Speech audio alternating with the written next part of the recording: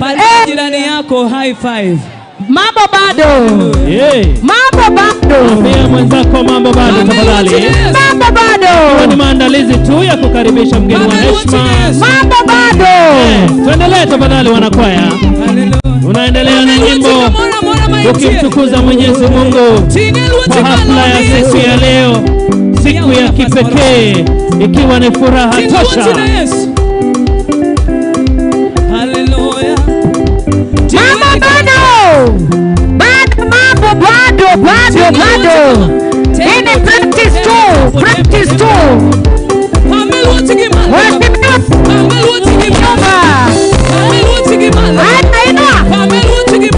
Mikono sasa. Hii tutaenda na juu. Hata baba wetu wa skuli aliyoachwa nyuma anajua pia yeye kuinua mikono juu.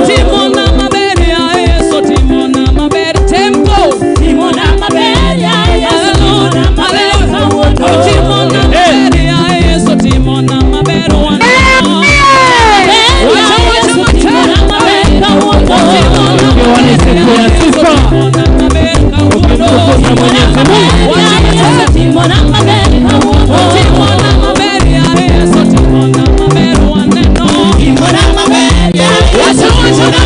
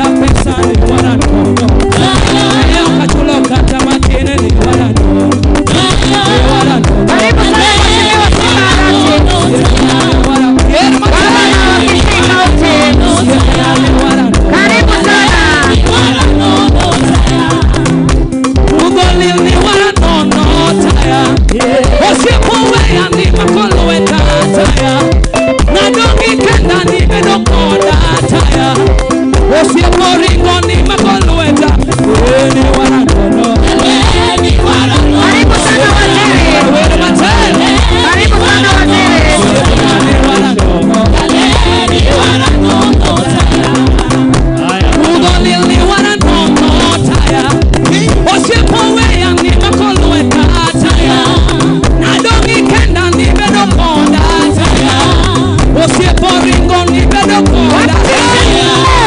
Osiepo weya ni bedo koda. Osiepo ringo ni bedo koda. Osiepo weya ni makolo weka. Osiepo ringo ni bedo koda. Jaleni wana nono. Jaleni wana nono. Nione kila mtu mikono tu.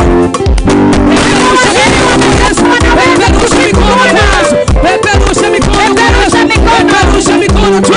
Peperusha mikono kwa Yesu. Peperusha mikono. Timba haleluya, timba tucheze luta Bwana wetu. Timba haleluya, timba tucheze luta Bwana wetu. Timba tucheze luta Bwana wetu. Ekele kele. Wawili. Ekele kele. Haleluya. Ekele kele. Haleluya. Inua mikono yako juu kwa jina la Yesu. Inua mikono yako juu kwa jina la Yesu. Inua mikono yako juu kwa jina la Yesu. Ekele kele. Ekele kele. Haya, piga mikono kwa Yesu. Toka neno nga maji uso neno. Tumo sana hilo Bwana. Mielele Yesu. Mielele Yesu. Mielele Yesu. Mielele Yesu. Asante Eunice. Piga Yesu makofi mazito. Tunaweka tu pause kidogo. Tusiondoke tafadhali, tusiondoke tafadhali. Tunaendelea na nyimbo tafadhali Eunice. Tunataka tu kutengeneza njia hapa katikati tafadhali. Tuwaheshimu tafadhali. Tutengeneze tu njia katikati. Tusiondoke tafadhali. Tusimame upande huu na upande huu tukiwa tayari kumkaribisha mgeni wetu wa heshima, Rais wa Jamhuri ya Kenya ambaye dakika yote sasa anaingia. Haya, tunaendelea na nyimbo. Madam Eunice tafadhali. Hallelujah. Ujipange tu vizuri. Hallelujah. Tuache nafasi njia katikati tafadhali. Tutengeneze njia hapa katikati ya kumkaribisha mgeni wetu wa heshima. Tunapoendelea na nyimbo, tunapoendelea na praises, tafadhali maafisa wetu, tunatengeneza tu njia katikati, alafu tunaendelea na praise and worship. Tafadhali Eunice, twende kazi tafadhali. Hallelujah.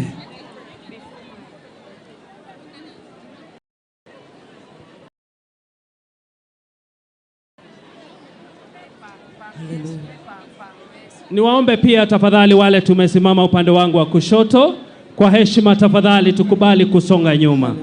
Niwasihi tu kwa heshima tafadhali tukubali kusonga nyuma. Eunice tafadhali, tunaingia sasa kipindi cha praise and worship, tayari sasa kumkaribisha mgeni wetu.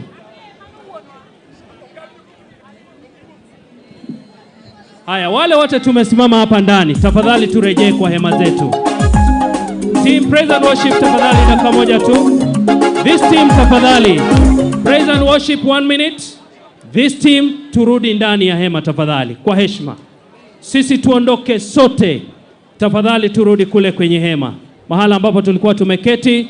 Wale walio upande wangu wa kushoto, kwa heshima pia tunawasihi tafadhali mkubali kusonga nyuma tafadhali, kwa heshima. Yakiwa tu ni maandalizi sasa ya kukaribisha mgeni wetu wa heshima.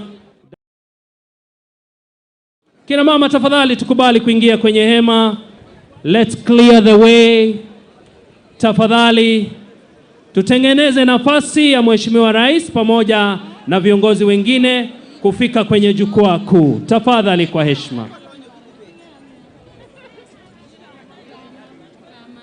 Pale nyuma tafadhali, pale nyuma. Let's clear the way.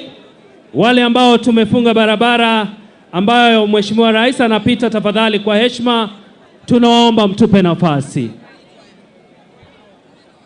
Wale walio upande wangu wa kushoto tafadhali, maafisa mtusaidie hapa.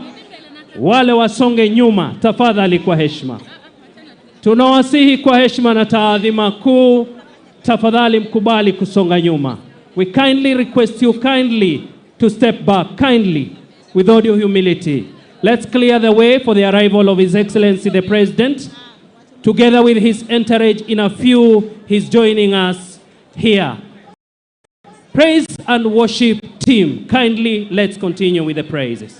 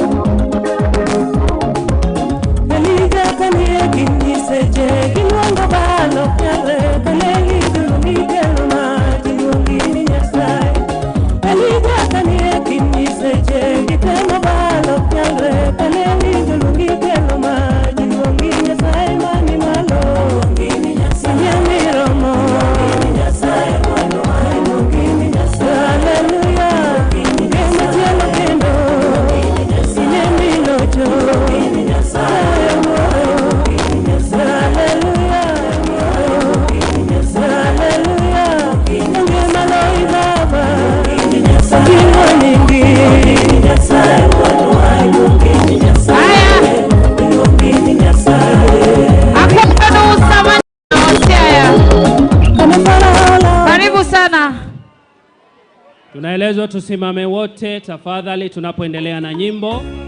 Wanakwaya tuendelee tafadhali. Praise and worship. Hallelujah. Ingia badi malo kabara bara maitie. Makoro kaja telo banjo tokirisi na sinani. Ni tiere nyingu moro molo nyinge tetete. Sukanda nyingu molo ya nyinge tetete. Adiera ni tiere nyingu moro molo nyinge juoke. Sukanda nyingu molo ya nyinge tetete. Eko chopo gerasi jujende ringelela. Sukanda nyingu molo ya nyinge tetete. Enye suja madar nyingu madaro richo. Sukanda nyingu molo ya nyinge tetete. Adiera Yesu jalimbe nyingu malimo miere. Sukanda nyingu molo ya nyinge tetete. Imana mina chenja mono nyingu marinye chunje. Sukanda nyingu molo ya nyinge tetete. Karibu sana Mheshimiwa Tandi. Karibu sana Mheshimiwa Tandi. Atandi Meli, karibu. Amneginyono kakalo motuo ilongini Nyasaye. Hallelujah. Aya pama luati Yesu. Iluongeni Nyasaye. Yonga ya mamoyo inaiti. Mama loka maitieno. Bomba kama Nyasaye.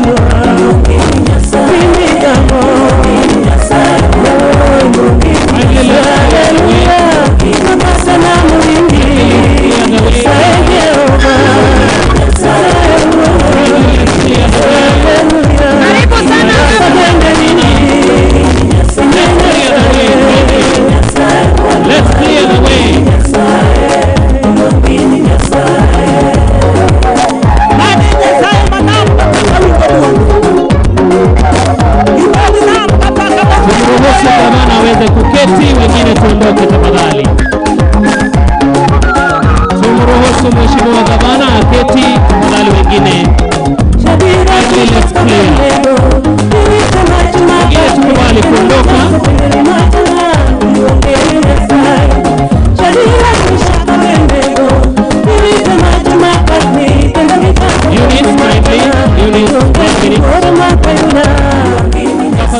Tafadhali. We want to clear the way. Tumruhusu mheshimiwa gavana aketi chini.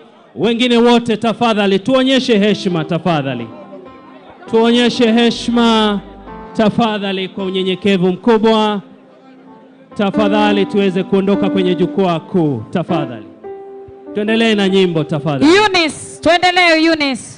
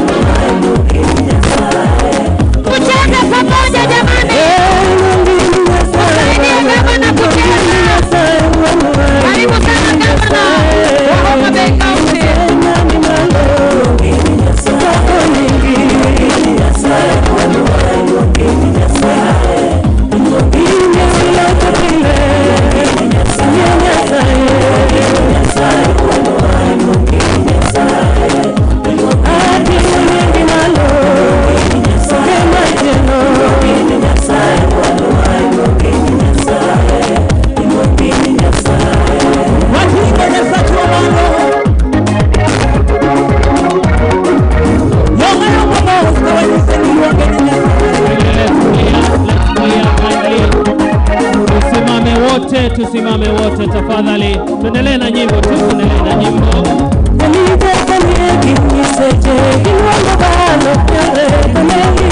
Wapi shangwe na vigelegele jamani? Wapi shangwe na vigelegele?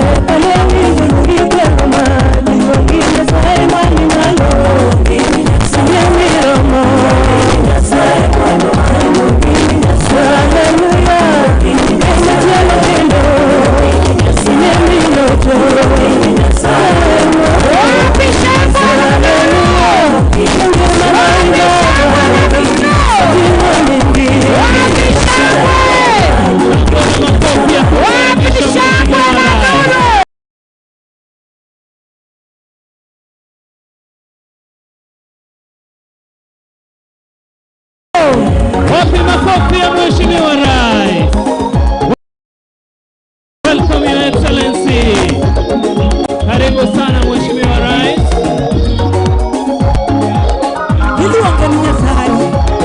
Wapi shangwe?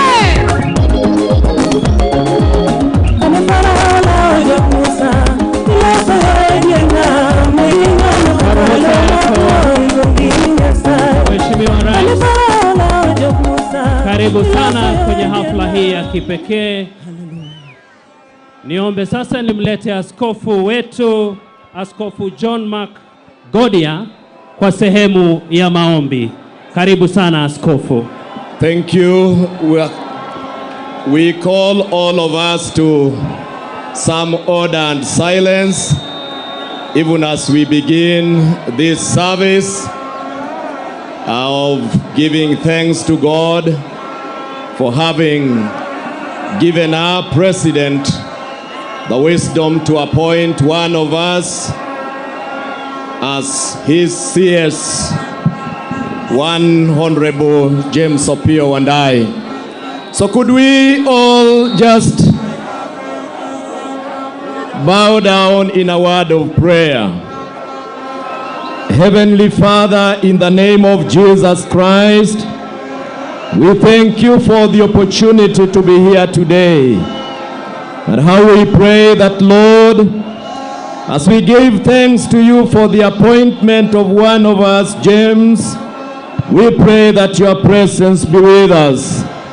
Lord, we commit this day and the programs ahead of us into your hands and pray that you will be with us and guide us. Thank you for bringing safely to us our president and his entourage. We bless your name and thank you for your mercies. Hear our prayer, for we ask believing and trusting in Jesus' name. Amen. And now we ask all of us, if you have a seat, please be seated. Kain gi kami nyalo betie bedi.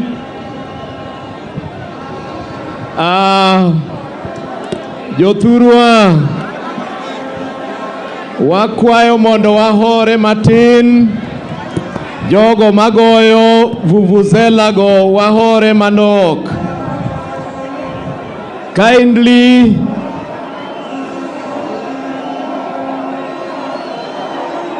oh God. Yeah, erokamano. Thank you. Thank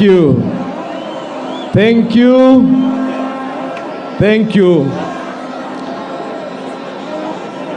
Let us now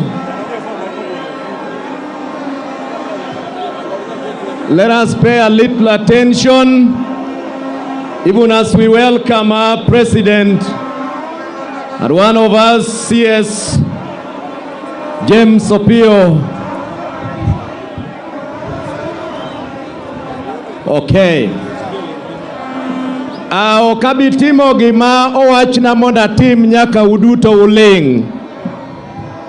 Koro jokman kodgi mano thiedho kodgi pap mondo ng'isgi giling. Okabitimo gima owachna mondo tim nyaka uling. Koro ka udwa kethe to kethe aketha uru.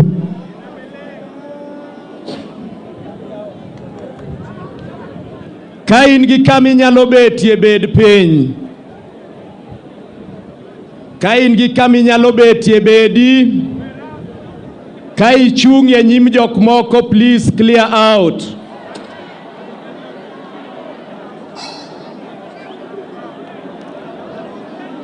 Okay. Silence.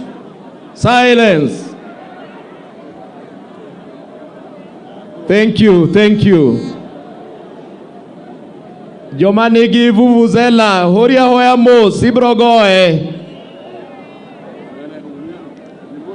Okay, thank you for listening and accepting to be quiet. We take this opportunity to welcome our president, together with the CS James Opio Wandayi, the governors present, and all our leaders in various capacities and representations. Together with us are a group of religious leaders,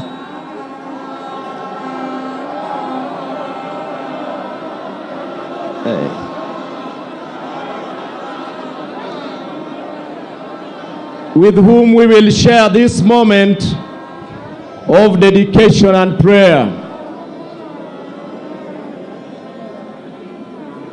We are gathered here for one purpose: to give thanks to God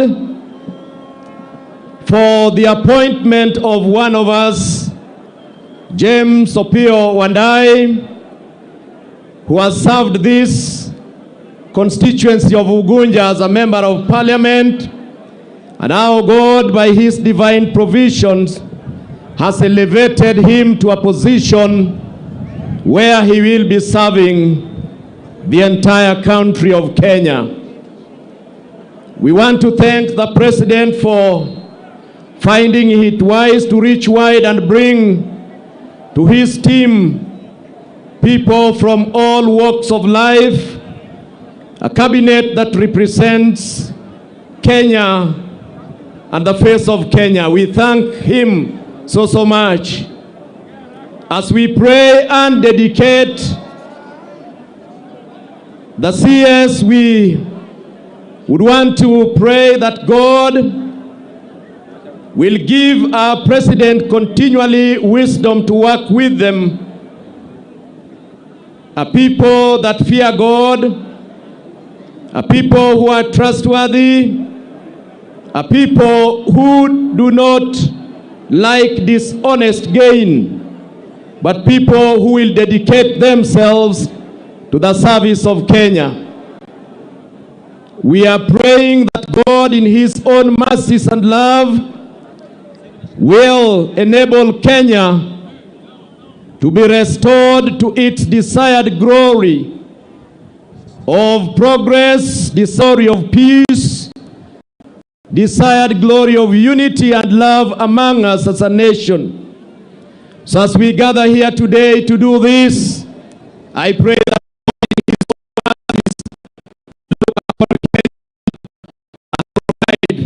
for that which His will wants for us.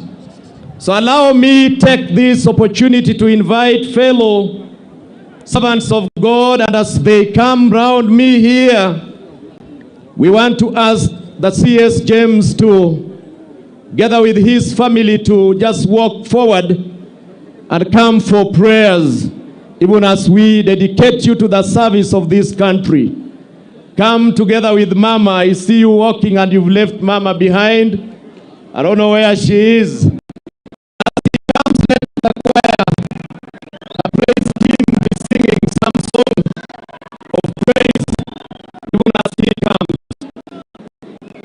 A few of us will come to the podium, but the rest of us can briefly you to kneel down, and we will. So we will ask you to. Mama is there. We will be patient.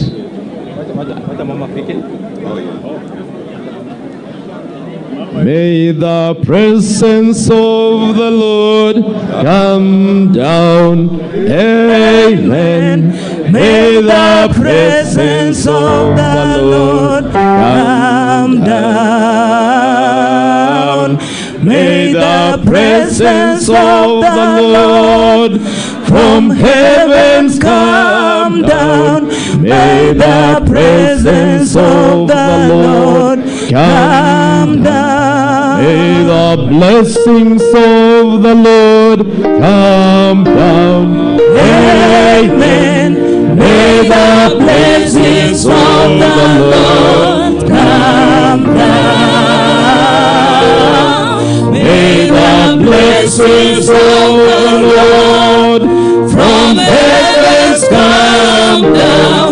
May the blessings of the Lord come down. May the wisdom of the Lord come down. Amen. May the wisdom of the Lord come down. May the wisdom of the Lord from heavens come down. May the wisdom of the Lord come down. May the protection of the Lord come down. Amen. May the protection of the Lord come down. May the protection of the Lord from heavens come down. May the protection of the Lord come down. Let us pray. God, our Heavenly Father, in the name of Jesus Christ, we come to you. Yes, my Lord. Lifting your servant James unto your hands, together with his entire family. We do know that your divine provisions are sufficient for him, even as he takes this heavy responsibility of serving this nation as a cabinet secretary. We do thank you, Lord, for you give people the opportunity to serve at times that are befitting in your will. And it is this time that you have decided to lift your servant to this position. We do want to thank you for the manner in which you have used him in the past, and equally trust upon you that, Lord of glory, your presence will go with him. Give him wisdom, give him the dedication of service, protect him from all harm, and may your hand never depart from him, O Lord. We surround him, Lord, as your servants, and trust upon you that your presence shall equally surround him. Bless him and his family, even as they work together. May Mama remain a support to him. May his family remain a support to him. And Lord, as he does this, your presence shall never depart from that family.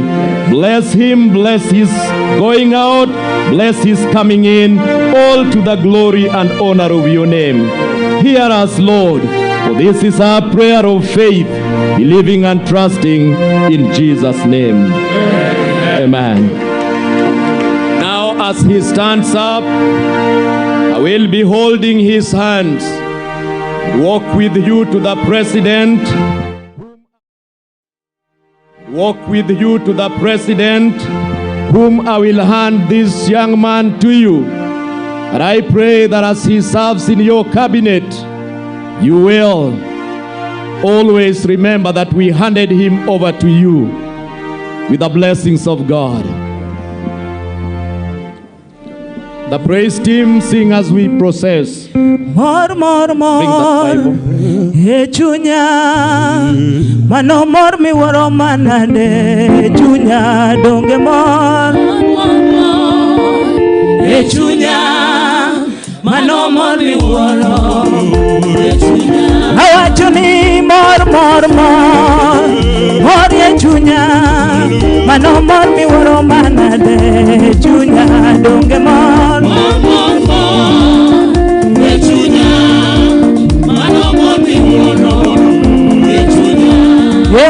Derwakati monwa mori Echunya, mano mor mi woro manade Echunya donge mor, mano mor Echunya, mano mor mi woro Echunya mano mor manade Echunya moni mor mano mor manade Echunya awacho mor mano mor manade Echunya sama Yesu ke wongi mano mor manade Echunya akoni rwanda mano mor manade Echunya akoni kelo mano mor yes Echunya akoni tilo mano mor manade Echunya sama Yesu ke mano mor manade Echunya akoni rwanda what in yes Echunya akoni mano mor manade Echunya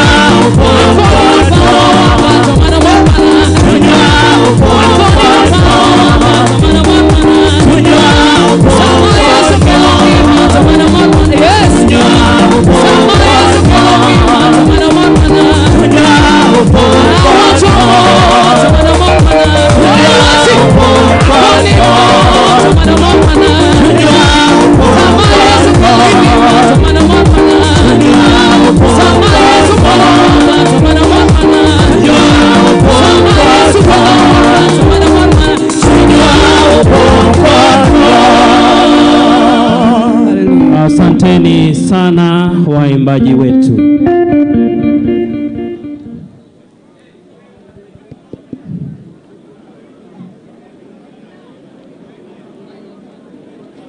We now, having handed him over to the president for the service of this nation, invite you, the CS, James Opio and I, to come and now address this congregation.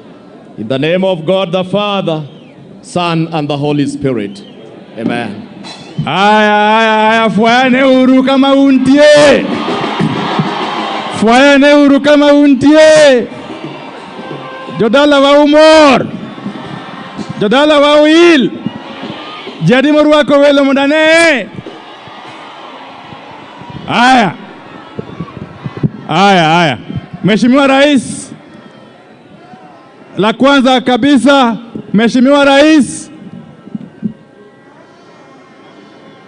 Mheshimiwa Rais William Samoei Ruto, Makamu wa Rais Mheshimiwa Rigathi Gachagua, Mheshimiwa Prime Cabinet Secretary Wycliffe Musalia Mudavadi, mawaziri, magovernors, viongozi wa bunge la kitaifa na viongozi wa tabaka mbalimbali, wananchi wapendwa, hamjambo?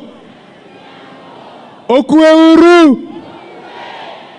uru kendo. Kabla sijaenda mbele, langu la muhimu ni kuwakaribisha nyinyi sote katika hii hafla, na la muhimu vile vile na wakaribisha katika hii constituency yetu ya Ugunja na tena katika hii county yetu ya Siaya. Mheshimiwa Rais, hapa ndiyo Sidindi. Hapa ndiyo Sidindi. Dongemaye Sidindi. Todongemaye Ugunja. Todongemaye Sigomre. Aya. Mheshimiwa Rais, kabla sijaendelea mbele, wacha ni introduce bibi yangu. Mimi niko na bibi. Wacha aje mbele ili muone kwa kirasmi. Huyu bibi yangu anaitwa Sheila Sharon Wandai, na ni msichana kutoka kule Migori. Wacha wasalimie. Bwana asifiwe. Bwana asifiwe tena. Wasafiri wa mbinguni, hamjambo? Langu ni kuwasalamia tu na kuwashukuru kwa kukuwa nasi katika hafla hii. Asanteni. Haya, keti. Watoto hawangeweza kufika hapa kwa sababu ya mambo ya shule, wako kule Nairobi, lakini niko na familia kubwa. Familia yetu wameketi hapa nyuma, pengine wasimame tu na wawevu mahali popote wameketi. Haya, asanteni sana. Mheshimiwa Rais, mimi leo sitasema mengi, na nataka nimalize yale ambayo niko nayo kwa wakati huu, ili wakati nitarudi hapa tena nitakuwa tu ni kazi ya kuintroduce mawaziri wenzangu. Mheshimiwa Rais, wacha niseme hivi. La kwanza kabisa, kukushukuru. I want to take this opportunity, Your Excellency the President, to thank you most profusely for bestowing on me the honor to be your Cabinet Secretary in charge of energy and petroleum. Mimi kama mjuavyo, nimekuwa mbunge wa eneo hili la Ugunja tangu hii constituency ibuniwe. Sasa miaka 12 mfululizo. Mheshimiwa Rais, watu wamekuwa wakinipigia tu kura kila wakati, na lazima niwashukuru wananchi wa Ugunja wote kwa kunichagua niwe mbunge wenu wa kwanza, na kwa kunichagua mara 2 na mara 3 mfululizo. Asanteni sana. Nitazidi kuomba nanyi ili mpate uwezo ya kuchagua mbunge mwingine hapo mbeleni. La pili, Mheshimiwa Rais, mimi wakati uliniambia ya kwamba unafikiria kunichagua, kuniteua kama waziri wako, na ukaniambia baba amekubali, nilisema ndio. Mimi nilisema ukinipatia hiyo kazi nitapokea kwa mikono miwili. I was more than convinced from day one that that was the right decision. I had no doubt whatsoever in my mind, Your Excellency, that the decision you took to bring this country on the path of reconciliation and national unity was the right decision. And therefore, when you invited me, among my other colleagues, Mheshimiwa John Mbadi, Mheshimiwa Ali Hassan Joho, Mheshimiwa Wycliffe Ambassa Oparanya, na Mheshimiwa Beatrice Askul, nilisema Mheshimiwa Rais, asante sana. Na hawa watu wangu wa Ugunja na Siaya kwa jumla walifurahia. Si mulifurahia?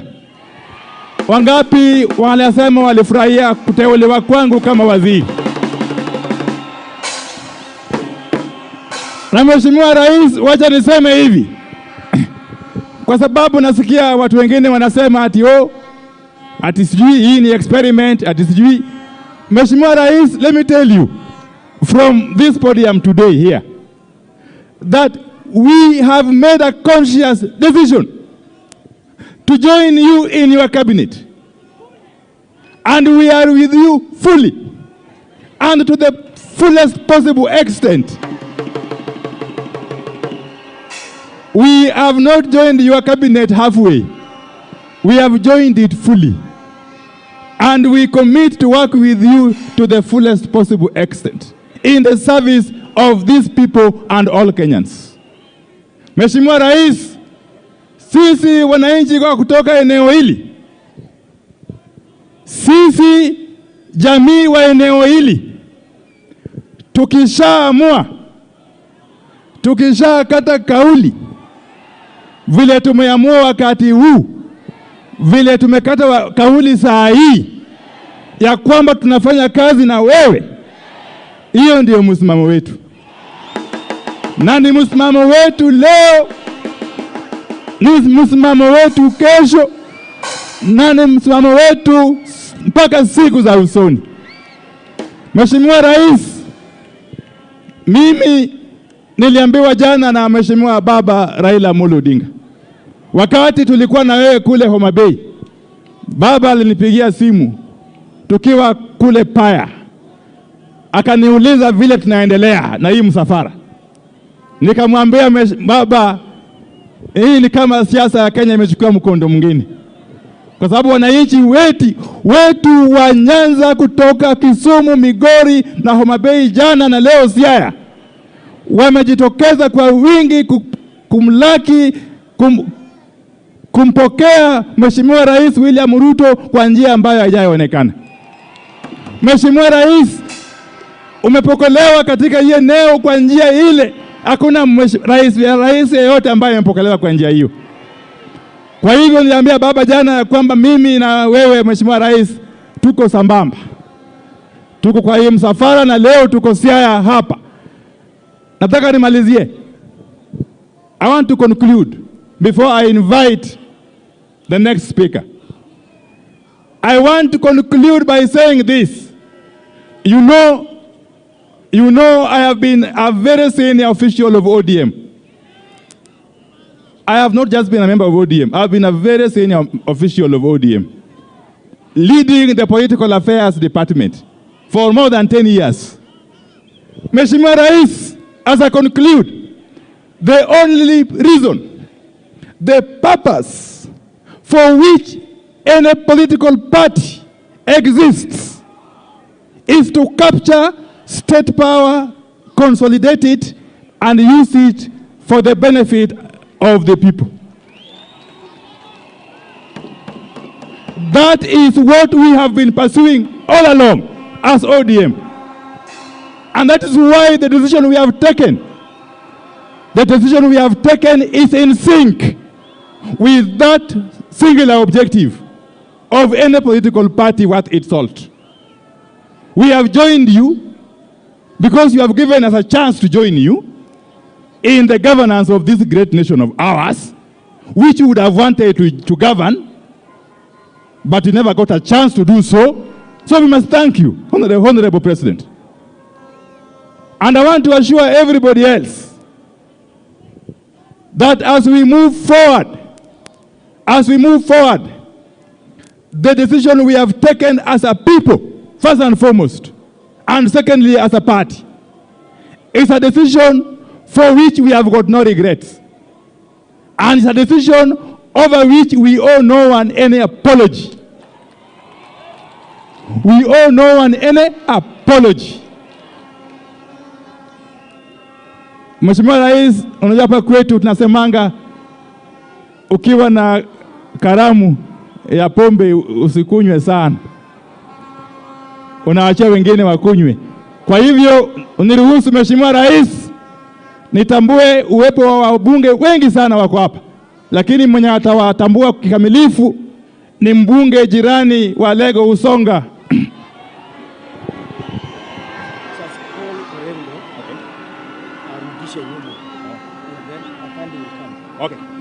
Okay. Before Atandi comes, I will invite the governor of Siaya County.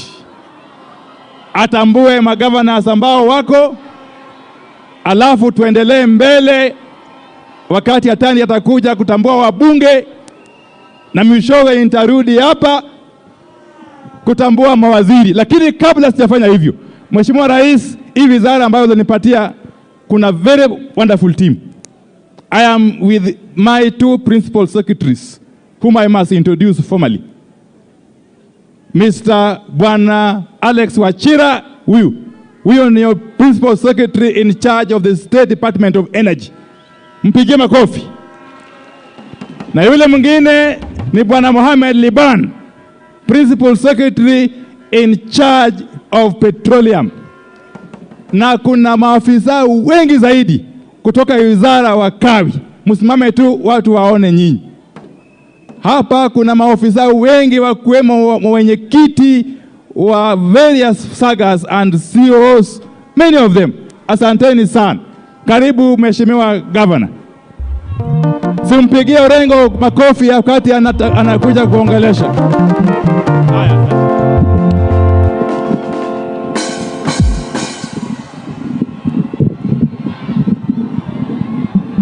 Hello? Hello? Hello? Hello? Ugonja untie? Ugonja untie? Siaya untie? Kenya mangima beni tie?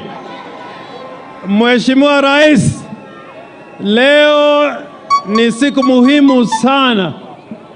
Ni siku muhimu sana, na sisi kama watu wa Siaya tungependa kukupatia nafasi ya kutosha kuongea na watu wa Siaya.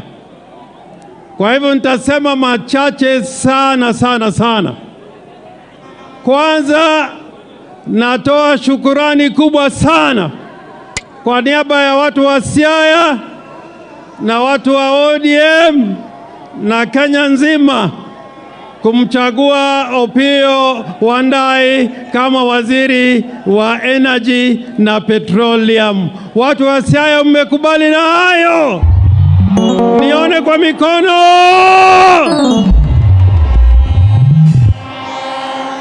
I can assure you, I can tell you, Rais wa Republic of Kenya, that in Opiyo Wandayi, you have a thinker, you have an intellectual, and the work is going to be done in accordance to the needs of the Kenyan people. Opiyo Wandayi is not called an intellectual for nothing.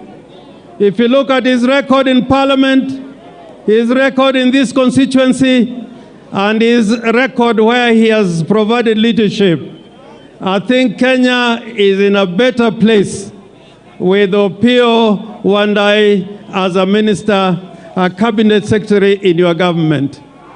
Uiye gimano joturwa. Uiye gimano joturwa.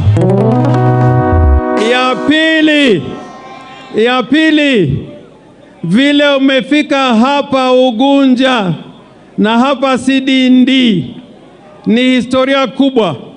Hata mimi nakumbuka kuwa mbunge wa Ugenya ambaye ilikuwa inashika mpaka huko Ugunja. Mambo yangu ilianza hapa Sidindi na mahali inaitwa Sikalame. Na ni kweli watu wa hapa rais wakisema ndio ni ndio. Kwa wacho ni toenango toka wacho ni date nango. Na nimeona kwa kweli watu wetu wamekubali na wamekubali na wamekubali. Nikimalizia, nilikuuliza juzi, hii barabara kutoka Kisumu, Luanda, Ugunja mpaka Busia is a major highway. And if it can be expanded and made a dual carriageway, we will be very happy, very, very happy. Secondly, I heard you yesterday saying that you're going to bring a modern market here in Sidindi. A modern market is coming in Sidindi, and this is in recognition of. And you know, the municipality is a major municipality. We have been promised a big standalone market in Ugunja, and I hope you will remember us and make Ugunja a nervous center for the highway from Kisumu. Ambao ni muhimu sana. Thirdly, there's a water project ambao ni muhimu sana. Ugunja, Sega, Ukwala water project. The main project has been finished. It is just the last mile connectivity ndio imebaki. Hiyo hela ukituongezea watu wapate maji na pia tupatie stima, tutapata maendeleo katika area hii. Lastly, Katieko, Your Excellency the President, I heard you when you took the oath to be the President of the Republic of Kenya and the Commander-in-Chief of the Kenya Defense Forces, that you are going to defend the Constitution. And I want to repeat that having seen what you have done, particularly in the last 12 months, we are assured as Kenyans in unity, remembering that Kenya by constitution is one indivisible nation. Tulete umoja ya watu wa Kenya wote as a people under one constitution, under one God, and Kenya will truly bless this great country we call Kenya. Ya mwisho kabisa, mambo ya Raila Amolo Odinga.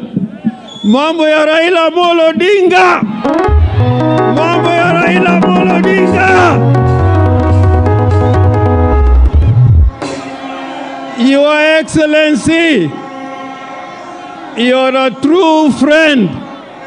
When Raila became the Prime Minister, as you said, you supported Raila in becoming the Prime Minister of the Republic of Kenya and bringing this constitution. I remember we were with you in Serena when we started negotiations for the 2010 constitution. So we are truly grateful. Anka ye ta ye. Kendo Kenya ko ye to ye. To nagibe ko ye to ye. Monwetena beno ko ye to ye. Monwetena untie. Kwa hayo mengi ninamwalika another great Kenyan, Musalia Mudavadi, the Prime Cabinet Secretary in the government of the President Rais Ruto and the country. Asante sana.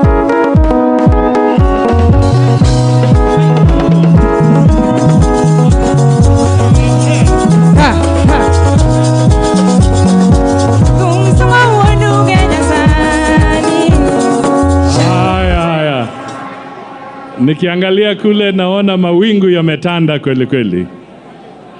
Haya, Sidindi hoye! Unguja hoye! Siaya hoye! Kenya hoye! Asante sana. Mheshimiwa Rais wa Jamhuri ya Kenya, Dr. William Samoei Ruto, na viongozi wote ambao tuko hapa. Neno langu la kwanza ni kusema kwamba tumekuja hapa kutambua heshima kubwa ambayo imetunukiwa watu wa Siaya, watu wa Unguja kwa uteuzi wa Wandai kama waziri wa nishati. Tunasema heko na pongezi kwake, kwa wale walimchagua, na pia kwa kanisa kwa sababu mumemkabidhi kwa rais wa Jamhuri ya Kenya. Tunasema asante. Jambo la pili, nataka tu niseme hivi. Uhusiano ambao ama ile partnership ambao iko kati ya Mheshimiwa Rais William Ruto, kiongozi wa Kenya Kwanza na rais wa taifa letu la Kenya, na Mheshimiwa Raila Amolo Odinga, kiongozi wa ODM na tena kiongozi katika taifa letu, ni uhusiano ambao ni lazima tuchukue kwa makini, and we must take it seriously and thank God that this partnership has materialized. It is so important, so significant for our country, and it is this partnership that is going to provide an opportunity through the leadership of President Ruto for Raila Amolo Odinga to become the new leader of the African Union, and we need him there. Not for anything personal, but because Africa also needs Baba. Africa needs stability. Na sisi tunasema tuko sawa kabisa. Jambo la mwisho, mimi nataka niseme kwamba mimi niko hapa nikisema Ugunja wakipata, Wandai akipatikana hapa, hata mimi hapo ngambo nimepata. We are one, we are together, we are united, and we must work together as a nation. Thank you so much. It is now my singular honor to invite the Deputy President, Mheshimiwa Rigathi Gachagua, naye aseme.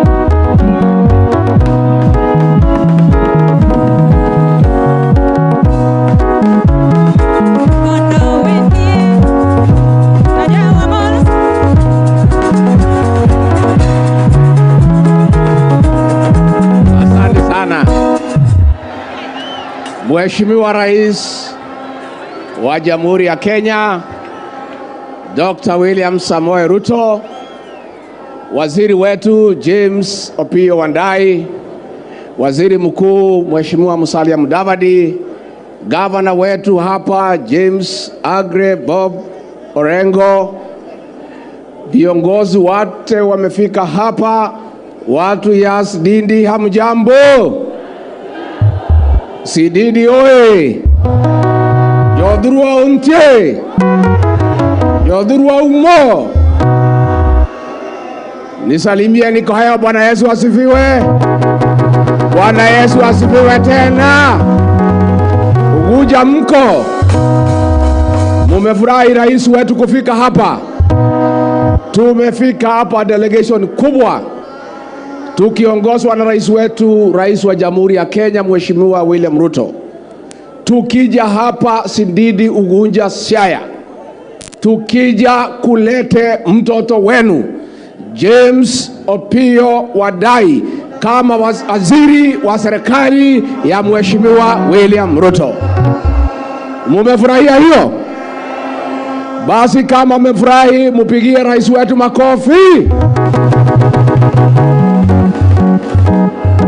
Mheshimiwa Rais, tunakupongeza kwa dhati kwa ile uamuzi ulifanya katika uongozi wako ya kwamba ulete Kenya pamoja, ya kwamba kila Mkenya ashirikishwe katika uongozi wa Kenya. Na ndio ndani ya wale mawaziri watano ambaye ulilete, ukaweka huyu kiongozi James Opiyo Wandayi, kiongozi ambaye mimi nilikuwa na yeye bunge miaka 5, na mimi nataka niseme vile ninamjua, ninamuelewa. Hapa katikati ya masikio akili iko sawa, na huyu Wandai atachangia kiasi kikubwa katika vile Kenya itaenda mbele. Watu wa kanisa, asanteni vile mumekabidhi huyu waziri kwa rais wetu. Rais na mimi na sisi zote kwa serikali tulipata uongozi kwa sababu ya maombi, na sisi tumeheshimu sana ile mumefanya sherehe ya kidini ya kumkabidhi kama viongozi wa dini huyu waziri kwa rais wetu William Ruto. Lakini Mheshimiwa Wandai, nikueleze, ukianza hii kazi ukumbuke umetoka hapa, na wazungu wanasema charity begins at. Hao wazungu wanaendelea wanasema east or west. Kwa hivyo wewe Mheshimiwa Waziri, hata ukifanya kazi ya Kenya ukumbuke nyumbani. Hata ukiongea na hawa viongozi wa dini wakusomee Biblia, hata Yesu Kristo alianza Jerusalem ndio aende Judea. Kwa hivyo ukiunganisha stima Kenya, anza hapa Unguja na Siaya, alafu endelee na Kenya ingine.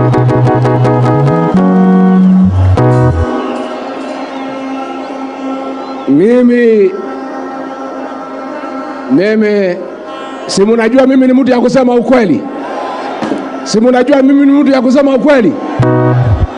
Iko mtu hana kwao. Si hapa ndio kwa kina Wandai. Tukisema akubuke nyumbani iko makosa. Unajua mimi nasemanga niko na kwetu, watu wengine wanampigia kelele. Kuna mtu hana kwao. So mimi niseme, mimi ndio yule mnasikiaga anaitwa Rigiji, mtu ya kutoka mlima. Nimefika hapa tuonane na nyinyi macho kwa macho, na nimwambie huyu Wandai nitamshika mkono, tusaidie rais pamoja. Mnataka nimshika mkono? Tutashikana pamoja, tumsaidie rais pamoja, ndio Kenya yetu iweze kuenda mbele. Nikimalizia, kwa sababu lazima niseme ukweli, huyu gavana wenu Mheshimiwa Orengo ni rafiki yangu. Hapo mbeleni katika safari yangu ya uongozi nilikuwa napata matatizo. Saa ingine nashikwa napelekwa kotini. Yeye ndiye alikuwa wakili wangu. Na yeye ni kali, akifika pale kotini anatoa kizungu yote, unawachiliwa. Shida yake anakuambia lazima umwambie ukweli. Anasema kama umeua mtu uniambie umeua, nitafanya vile utawachiliwa, lakini lazima uniambie ukweli. Lakini huyu Orengo pia ako bei kali ukimpatia kazi ya wakili. Alinifanyia kazi nzuri, lakini ningetaka kutangazia nyinyi nililipa yeye. Mimi sina deni yake. Ndio nimwalike rais, ningetaka mtutetee kwa hawa watu wamekuja kwa serikali yetu, akina Wandai, Orengo na wengine. Huyu rais wetu ako na degree 3. Wanaweza ongelesha yeye kizungu vile wanataka. Lakini mimi bado soma sana, waniongelesha kizungu ya chini. Mutaniletea wasiniumiza na kizungu? Muko tayari tumualike rais wetu kwa makofi na shangwe na vigelegele? Karibu sana Mheshimiwa Rais.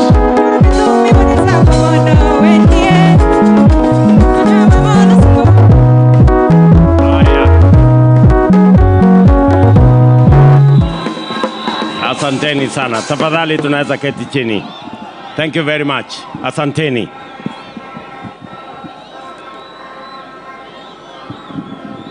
Mheshimiwa James Opiyo Wandai, waziri wetu wa kawi na petroli, viongozi wetu maaskofu, viongozi wa dini, viongozi wote wenzangu na watu wa hapa Sidindi, watu wa hapa Siaya, amjambo. Amoso ujodurwa. Jodurwa untie. Jodurwa umor. Jodhurwa oil. Bwana Yesu asifiwe. Hebu mnisalimie hewani nione Bwana Yesu asifiwe. Basi mimi kwanza nataka nimshukuru Mungu kwa sababu ametupatia nafasi hii ya muhimu katika ibada hii ya shukurani kwa Mungu kutupatia nafasi. Sorry. Ngoja tutaongea baadaye. Sawa. Hey. Pole. Baadaye. Ngojea kidogo. Tuchukue nafasi hii. Hii ni nafasi ya aina ya kipekee kwa rafiki yangu, mjumbe wenu, kiongozi wetu ambaye amekuwa kiongozi wa wachache kule bunge. The leader Wandai. Today we have come here to celebrate his elevation to be the Cabinet Secretary for Energy and Petroleum in the Republic of Kenya. Mimi namshukuru Mungu kwa sababu ya hiyo nafasi ya kufanya kazi na huyu kiongozi ambaye namtambua kwa utendakazi wake, kwa bidii aliyo nayo na kwa ukakamavu ambayo ameonyesha kama kiongozi hapa kwenu katika constituency yenu, katika chama cha ODM na katika bunge kama kiongozi ya wachache. To my friend Opiyo Wandayi, I have every confidence that you have what it takes to lead the Ministry of Energy and Petroleum and to serve the people of Kenya with commitment, dedication, and excellence, as I am aware and I know your capacity to do it. And I will ensure that I will work with you, I will support you, and I am sure this great man of God will also pray for us so that we succeed in the service of the people of Kenya. Jameni watu wa Siaya, mimi nimefika hapa leo kwa sababu mbali na kuja katika sherehe hii ya muhimu, nimekuja hapa pia kwa sababu ya mambo ya maendeleo ya Siaya na Kenya.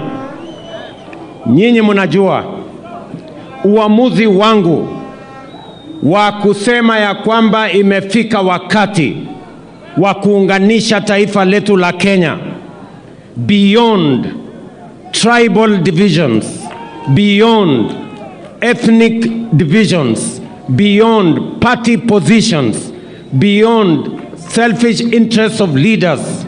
It is time for us as a nation to unite so that we can unlock the tremendous potential that exists in our nation. And I am very proud, and I am proud of this moment, that we can work together as the people of Kenya.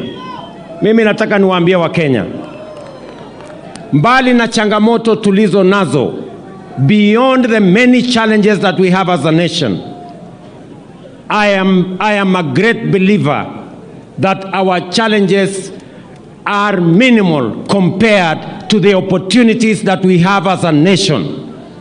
And it takes the unity of all of us so that we can unlock that great potential and make this country, the country we love called Kenya, a greater nation than what we have today.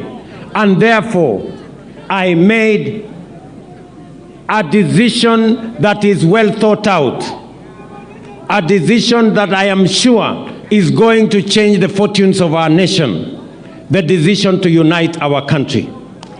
Na mimi nataka niwaulize Wakenya wenzangu, yale ambayo yanatugawanya, changamoto tulizo nazo ni ndogo sana tukiangalia na ile opportunity kubwa ambayo iko mbele yetu kama Wakenya.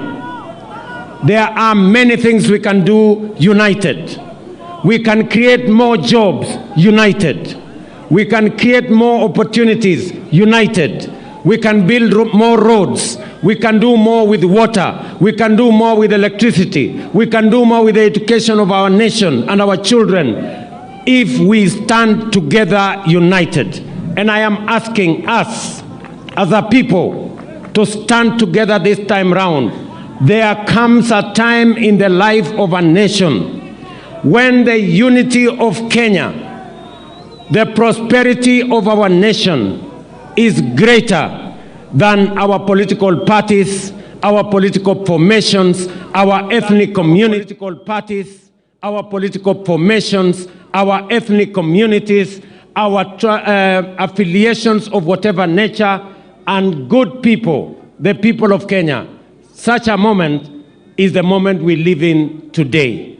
And that is why I am very happy to stand here in Nyanza, hapa Sidindi, nikijua ya kwamba sisi wote sasa ni timu moja, timu ya kupeleka Kenya yetu mbele.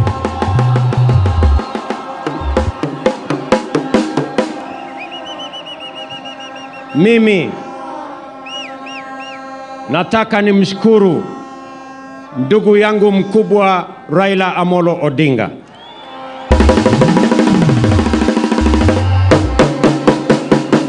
Kwa kukubali sisi zote tuweke tofauti zetu kando na tuangalie umoja wa Wakenya, stability ya nchi yetu, security ya nchi yetu, progress ya taifa letu na maendeleo ya taifa letu yawe mbele ya yale mahitaji yetu kama viongozi ama matakwa yetu kama vyama. To my friend Raila Amolo Odinga, I know you have been my competitor. I know you have been my party leader in the past. But today we stand together, shoulder to shoulder, for the greater good of the Republic of Kenya. And I salute you as a great Kenyan, a great patriot, a man who has a heart for our nation. Mimi nataka mjue watu wa hapa Siaya, mimi na nyinyi tuko na historia. Munajua chama ya ODM, mimi nilikuwa moja ya waanzilishi wa chama ya ODM. Munajua mimi nilikuwa deputy party leader wa Raila Odinga. Munajua tulitembea safari moja mpaka Raila akakuwa Prime Minister wa Republic of Kenya. Munajua ya kwamba hata ingawaje tulishindana, hiyo ushindi niliopata mimi ilikuwa ni ushindi ya Wakenya wote, nyinyi watu wa Nyanza mkiwa ndani yake. Na kama hamkuamini ya kwamba hiyo ushindi ilikuwa yetu sisi zote, nimekuwa nikisema, lakini sasa mnadhihirisha nyinyi wenyewe. Opiyo Wandayi ambaye amekuwa kiongozi ya wachache, kiongozi wa ODM kule bunge, yeye leo ni waziri katika serikali ya Kenya, kumaanisha ya kwamba we are one united nation with a common destiny as Kenyans. Mimi nawauliza viongozi wote. Nimesikia kiongozi moja anasema ya kwamba pengine kulikuwa na mambo ya kuchezeana. Mimi I want to tell them, Raila Odinga knows what is good for Kenya. I am sure that his stand to work with me for the stability of Kenya, for the progress of our nation, for the unity of our people as a Kenyan people is the right decision at this point in time. Na mimi nataka niwaambie ya kwamba hapa tuko na kiongozi wa wachache sasa, the minority leader, huyu Mheshimiwa Junet Mohamed. Na jana tulikubaliana ya kwamba hiyo uongozi ya upinzani baada ya miaka mitatu, hiyo kiongozi ya upinzani tutatafutia watu wengine, kwa sababu sisi wote tutakuwa tuko upande wa serikali.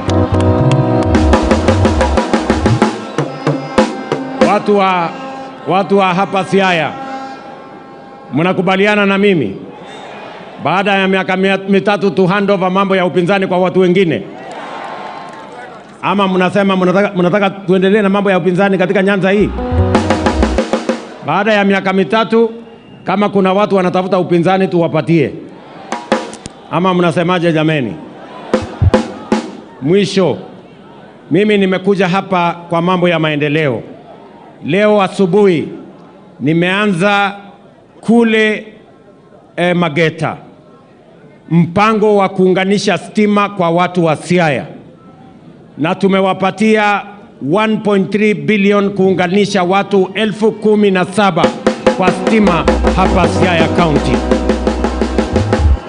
Leo hapa vile vile nimefika hapa Sidindi, hapa Unguja, niwaambie ya kwamba ile project ya maji ya kutoka hapa Unguja kwenda Sega, hiyo maji tumekamilisha, na nimekuja hapa leo na milioni 250 ya kuunganisha hiyo maji sasa ifike kwa manyumba yenu. Nimesikia mambo yenu ya barabara.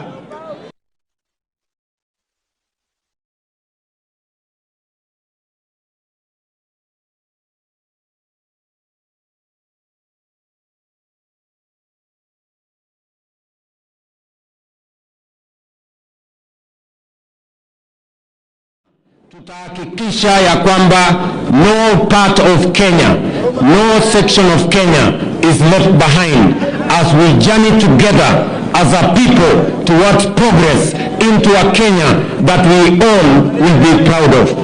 Kwa hivyo ndugu zangu watu wa Siaya, mbali na mambo haya yote, mumesema mnahitaji mambo ya masoko, mimi nataka niwahakikishie leo nimeanzisha soko kubwa pale Siaya Town ya milioni 350.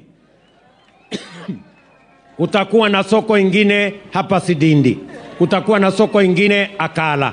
Tutakuwa na soko ingine pale Riat Kolemo. Tutakuwa na soko ingine Usenge. Tutakuwa na soko ingine pale Bondo. Tutakuwa na soko zingine 11 mpya hapa Siaya katika mpango yetu ya kuhakikisha kwamba wakulima wanapata mahali ya kuuza mali yao na traders pia wanapata mahali pazuri pa kuendesha biashara zao. Na mambo yale mengine yote ambayo tumekubaliana na viongozi wenu tutayatimiza kama watu wa taifa la Kenya.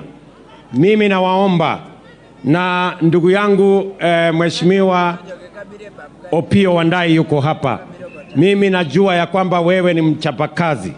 Mimi naelewa ya kwamba wewe ni mtu ambaye uko na uzoefu wa kutosha kutimiza mambo ya wananchi. Mimi najua watu wa hapa mmefurahi sana. Watu wa Rangala, watu wa Sidindi, watu wa Unguja mmefurahi kwamba mjumbe wenu sasa amekuwa waziri ambaye atasimamia mambo ya kawi katika taifa letu la Kenya. Ni kweli ama si kweli? Ni kweli ama si kweli? Lakini nimewaambia hawa waziri wangu wote ya kwamba kazi mimi nimewapatia, akiwemo huyu mbunge wenu wa zamani ambaye ni mwenyeji wenu hapa, kazi mimi nimewapatia ni ya kufanyia Wakenya wote bila ya kubagua, bila ya maoneo yoyote, ndio Kenya hii iwe ni taifa moja ambayo ni taifa sisi zote tunapenda. Mimi nawauliza, we must work together and we must avoid sectarianism. We must avoid bias. We must avoid exclusion. We must work together as a people, and every public servant must understand that their jurisdiction is Kenya. They must work together without exclusion, making sure that every part of the Republic of Kenya is served. It is the principle upon which I have crafted this broad-based government, because I do not want any part of Kenya, any section of our society to be left behind. We must move together as a people and as a country. Watu wa Siaya, mimi sitaki kusema kuzidi hapo. Nataka niwashukuru viongozi wetu wa dini na nataka niwaombe muendelee kutuombea sisi ambayo tuko na nafasi ya uongozi. Ndio tutende mema kwa Wakenya na tutafute mapenzi ya Mungu tuweze kuyatekeleza. Kwa sababu hivyo ndivyo Kenya itakavyosonga mbele. Kwa hivyo ndugu zangu watu wa hapa Unguja, ndugu zangu watu wa Siaya, ndugu zangu watu wa Kenya wote ambao mmefika hapa, nikiona hapa tuko na viongozi wa bunge wengi, tuko na quorum ya parliament katika hii mkutano, tuko na quorum pia ya cabinet katika hii mkutano. Kwa hivyo tunaweza kutimiza mambo mengi katika hii mkutano. Kwa hivyo asanteni sana na watakia baraka ya Mungu. Mimi najua kuna viongozi wataongea baadaye, nataka niseme asante. Nyasaye okwedhu. Mungu awabariki sana, and I love you, the great people of Siaya and Kenya. Thank you very much.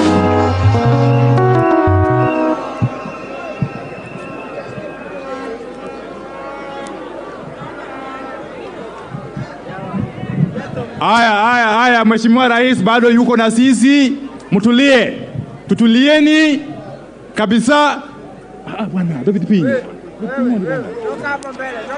Mheshimiwa Rais, wacha nichukue fursa hii ni introduce wale mawaziri wako ambao wako katika hii mkutano. Nataka niwaombe waje tu juu na wataje majina yao moja kwa moja. Tafadhalini.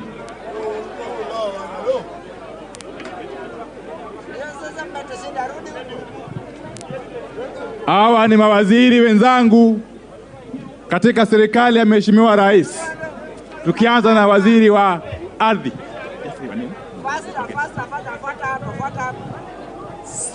Siaya hamjambo. Hamjambo tena. Nataka nitangaze majina ni Aris Muthoni Wahome, waziri wa ardhi, miji na makao. Lakini hapa Siaya sitoki leo kwa sababu gavana wenu ako hapa. Kijana yenyu aliingia kwangu akipitia mlango ya nyuma, na mnajua vile inaendanga. Mwishowe akatokea mlango ya mbele, nikamsindikisha na nikampatia msichana yangu. Mimi kama waziri, kazi nitamfanyia vile rais amesema, lakini lazima gavana anipatie kitu nipeleke nyumbani, na hiyo kitu haitakuwa mahali, kwa sababu mahali ni wazee wanabeba. Rais, tuko nyuma yako kwa hii kazi. Kazi yetu ni kuitekeleza. Asante.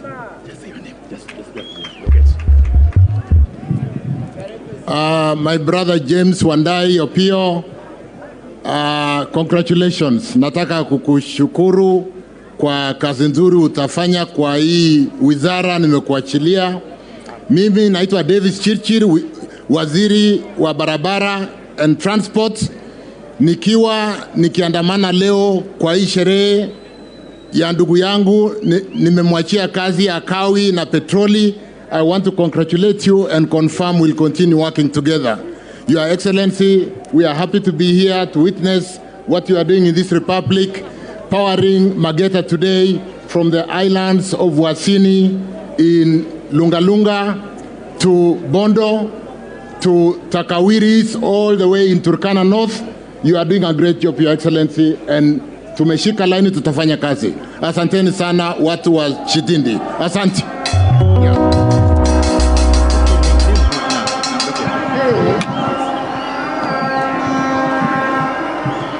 Mheshimiwa Rais, watu wote wa Siaya na ndugu yangu ambaye ni waziri Wandai, kwa majina naitwa Beatrice Askul Moe. Sikuweza kuwa kwa mpango ya jana yenye ilikuwa pale kwa ndugu yangu ambaye ni waziri wa fedha, kwa sababu Mheshimiwa Rais, nilikuwa na mikutano ya mawaziri ambao wametoka East Africa Community, walikuwa pale Nairobi kuanzia Jumatano na Alhamisi. So nikaona leo wacha niwe mahali hapa Wasionijua, mimi nimetoka kaunti ya Turukana. So wakati rais anaongea kwamba amejumuisha Wakenya kwa mambo haya, jueni sasa mimi ni example moja ya wale watu ambao wamejumuishwa, na kweli means what he speaks. Na mimi nikuwa mtu ambaye ninamjua na tumetoka sehemu za bonde la Ufa, ambaye nilikuwa na msimamo mahali fulani na kuambia na kukuhakikishia rais kwamba sisi tutatetea serikali yako, tutafanyia wananchi kazi. Tuko hapa kukuambia kabisa msimamo wetu ni huo. Mimi najua mambo haya yatakuwa pia Turukana, na mimi nitasema yangu mahali pale. Kwa hivyo kwa sasa nashukuru sana Waziri Wandai. Mungu akujazie neema, tembea hata Turkana uweke project, tembea Kenya sehemu zote wapate huduma kwa sababu ni mema. Kwa hayo na machache, Mungu awasaidie watu wa Siaya, awalinde, awabariki, na tuendelee. Kenya ni muhimu kuliko binafsi. Asanteni.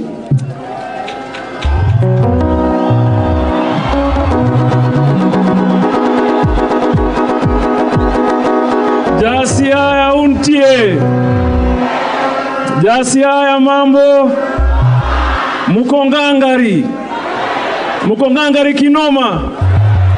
Mheshimiwa Rais, Mheshimiwa Naibu wa Rais, Mheshimiwa Opiyo Wandayi, ndugu yangu, mimi nataka nitoboe siri. Mheshimiwa Rais, siku ile ulitoa fununu kama Opiyo Wandayi anaweza kuwa waziri. Alilala usiku, alfajiri alinipigia simu akaniuliza, unaona hii inaweza kuwa kweli? Nikamwambia ngoja nifikirie kidogo nitakujibu. Wandayi aliniuliza uko wapi nije? Alafu akaniambia leo usiku, leo tutafute Mheshimiwa Rais tumwambie atangaze kesho. So pia Wandayi alikuwa tayari kuungana na Wakenya wengine kufanyia kazi serikali ya William Ruto. Na mimi nataka niseme hapa nikiweka rekodi. Mheshimiwa Rais, umesema tumeingia sasa serikali. Hata mimi sasa najisikia serikali vile niko ndani. Na nataka kusema hapa Siaya, sina nia ya kutoka kamwe. Si leo, si kesho kutwa, si mtandagao, si mwezi ujao, si mwaka ujao, si muhula ujao. Tumekubaliana hapo? Si tumeingia ndani? Tutatoka kweli? Tutatoka kweli? Kwa hivyo wajue wale ambaye wako na tashwishi, mimi nataka leo wasikie kutoka kwangu. Hii safari ni safari ya masafa marefu, na tutaienda sambamba, sawia, mundu kumundu paka tuvuke. La mwisho la muhimu ambaye watu hawajakwambia Mheshimiwa Rais, mimi on my own behalf, mimi mwenyewe nataka nikushukuru kwa kupatia baba yetu heshima kubwa, kwa kupatia Raila Odinga heshima kubwa, na kwa watu ambaye hawajui haijaanza hapa. James Orengo amesema mambo ya Serena ama the National Accord at that time.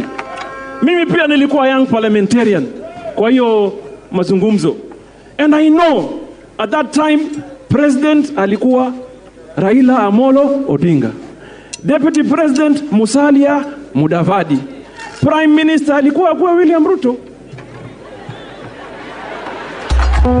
Alafu mambo alivyoanza kuharibika, nani aliondokea baba?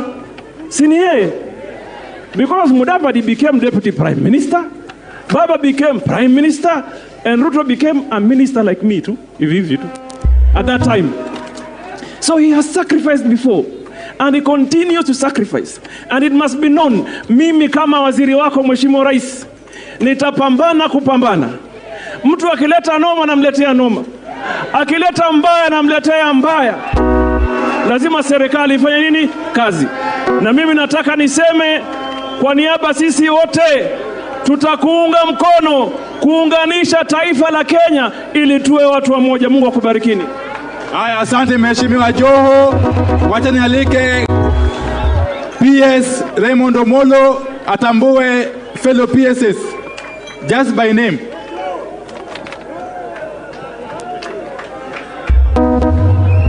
Asante sana Waziri James Opiyo Wandayi.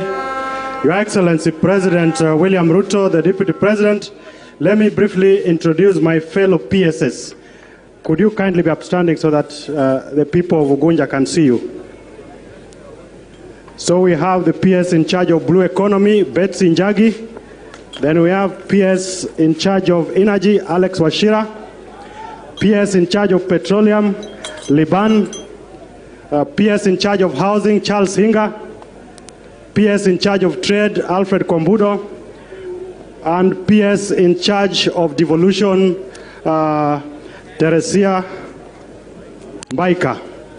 And let me also acknowledge the presence of all government officials who have come to celebrate with the CS Wandayi. And wherever you are, CEOs, chairmen, please just stand up and wave.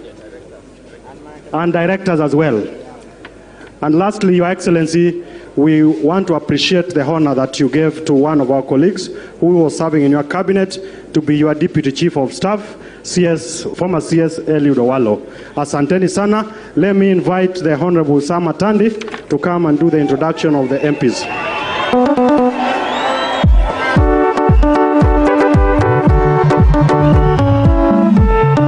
Aya, Jogunja utie. Mosa urukamae Jogunja. Your Excellency, there are many members of parliament who have accompanied you here, and my work is just to introduce them to you. But before I do that, on behalf of the members of parliament from the county of Siaya, let me take this opportunity to thank you for the honor of appointing our brother James Opiyo Wandayi into your cabinet. James Opiyo Wandayi is my mentor politically, and before I joined politics, he was the one who lifted my hands and showed me around. And therefore, I'm very proud of him and for the honor that is now serving in your cabinet. Your Excellency, I just wanted to say one thing to go on record. Your Excellency, I went to Sudan a few years back, and I found a country that was flowing in honey and that was flowing in oil. I recently went back to Sudan again. I have found a country that is finished, that is battered, thanks to conflict, thanks to conflict and political instability. So, Your Excellency, from me, I wanted to tell you that even if you did nothing in this republic, the only thing you did was to bring the country together the way you have done in a deliberate manner. You would have been rated a step higher than all your predecessors, even if you didn't do any development. Because for me, Your Excellency, the stability and the unity of the country is more important than the tallest buildings that any government can construct, because those buildings can come down in a minute if the country is not working together. And therefore, Your Excellency, from today, I think that you are going to be rated higher than the other people who have served in this country. Now, let me have the honor. I will call a few leaders to speak later, but for now, let me just ask my colleague members of parliament to just come up here and you just mention your name only. You just mention your name only, and then you sit down. Oh, I mentioned them. Okay. Millie Odhiambo, you'll come later. Aya, thank you very much. Aya, we have Millie Odhiambo, Member of Parliament for Suba North. We have Mark Mwenje, Member of Parliament for Embakasi West. Jared Okello, Nyando. Honorable Harry Kombe, Magarini. Dr. Hariko John, Turkana South. Honorable Joseph Oyula, Butula. Honorable Irene Mayaka, nominated ODM. Honorable Mishi Mboko, Likoni. Honorable Mbeyu Gertrude, Women Rep Kilifi. Honorable Amina Mnyazi, MP Malindi. Honorable Tom Odege, MP Nyatike. Honorable Adipo Kwome, MP Karachuonyo. Honorable Joshua Oron, MP Kisumu Central. Honorable Nyango Koyo, MP Moroni. Honorable Hussein Weitan, Manderas East. Honorable Joyce Osogo Bensuda, Women Rep Homa Bay County. Honorable Raphael Wanjala, MP Budalangi. Honorable Anthony Oluoch, MP Madare. Honorable Martin Owino, MP Ndhiwa. Honorable Dr. James Nyikal, MP Seme. Honorable Dr. Lilian Gogo, MP Rangwe. Aya. Honorable Fatuma Full Network, Women Rep Migori. Honorable Walter Owino, MP Awendo. Honorable Paula Buor, MP Rongo. Honorable Peter Orero, MP Kibra Bedroom. Honorable Kuria Kimani, MP Molo. Honorable Didmas Baraza, MP Kimilili. Honorable Ivo Bara, MP Kabondo Kaspul. David Ochieng, MP Ugenya. Gideon Ochanda, MP Bondo. Honorable Mark Nyamita Uriri. Honorable Peter Masara, Suna West. Honorable Marwa Kitayama, Kuria East. Honorable Elsie Muhanda, Kakamega Women Rep. And lastly, Honorable Peter Kaluma, MP Homa Bay.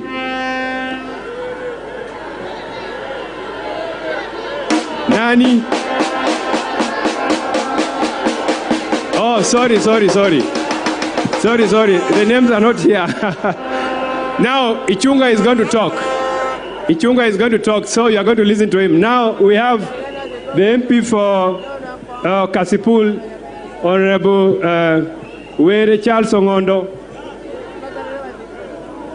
Yes, we have the Women Rep for Siaya, Dr. Christine Ombaka.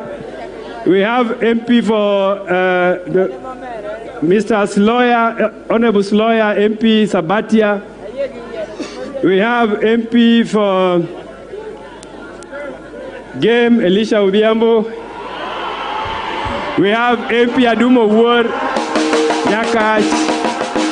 We have MP Honorable Marwa, Kuria West. My friend, MP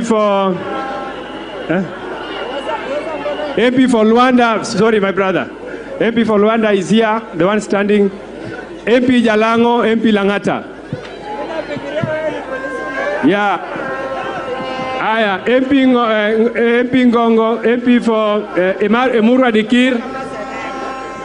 Senator, just keep quiet. Just relax. Now, I want also to recognize the senators who are present. And then I will allow the Senator for Siaya to come and make a few remarks. Dr. Oburu Oginga, get ready to make a few remarks. But the senators who are here, we have the Senator for Kisumu County, Professor Tom Ojienda. We have Senator Kajua, Homa Bay, former governor, the wise man. We have nominated Senator from Homa Bay. Anybody I have not mentioned? Senator Eddie Okech, Migori. Now let me invite Dr. Oburu Oginga, the Senator of Siaya, to come and make a few remarks. And thereafter, I will invite Honorable Millie Odhiambo, get ready. Then I will invite Opposition Leader Junet Mohamed.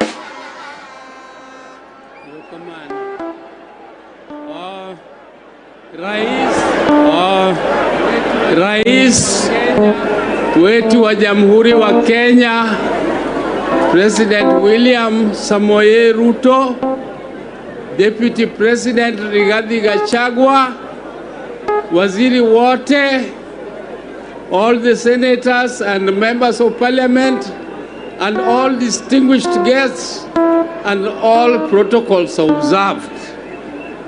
One, Josiah Umar, Josiah Urwako President, erokamano. Josiah mokwongo, achako kakelo numos maduong'. moa kuom Raila Amolo Odinga kaka wuod dala uka ora ni kabiro to modakel bos mamar.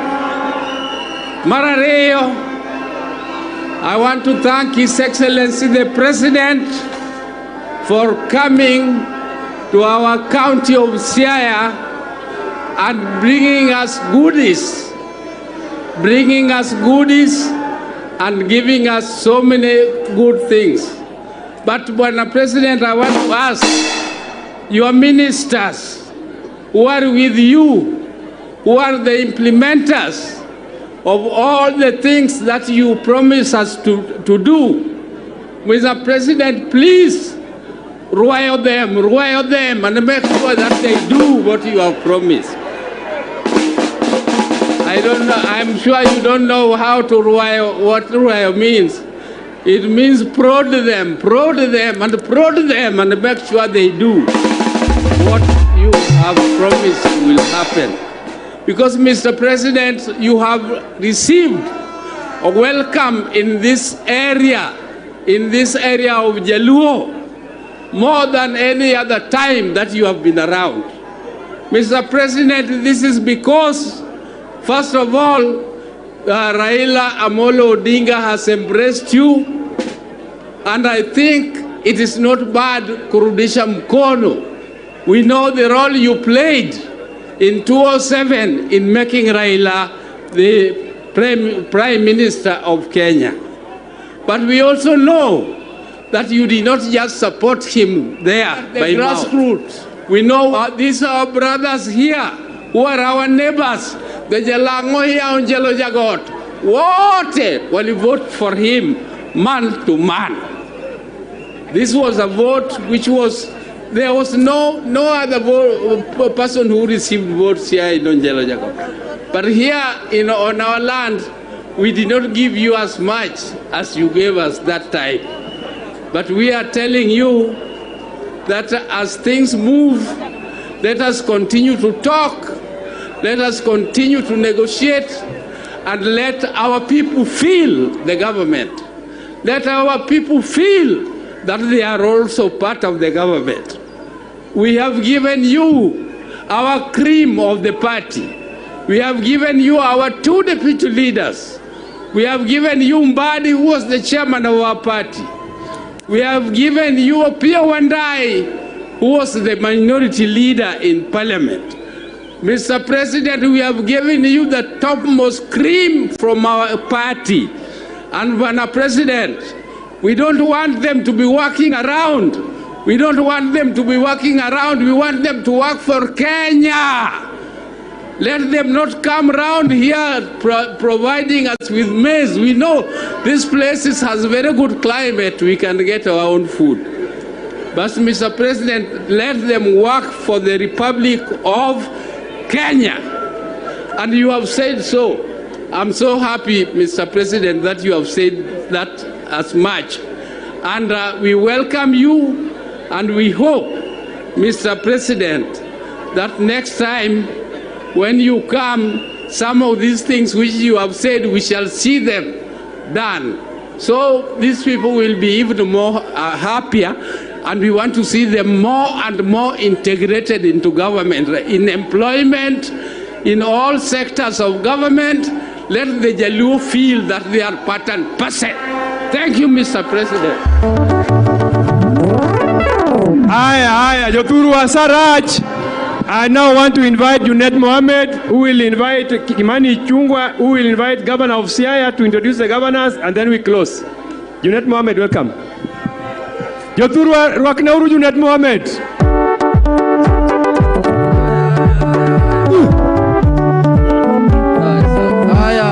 Kwa sababu ya time, Josiaya Untie, Josiaya Umor, Oil, Uchiek, Rukamano.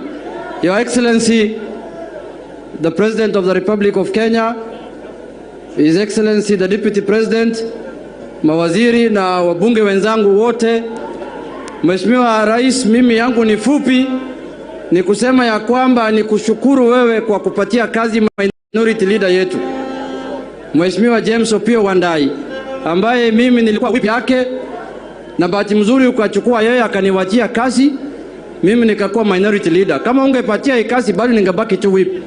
Ni mzuri umechukua yeye ili nafasi ipatikane. Kwa sababu ya excellency, vile tumekuja bunge, minority leader yetu ya kwanza alikuwa John Mbadi, umeweka minister.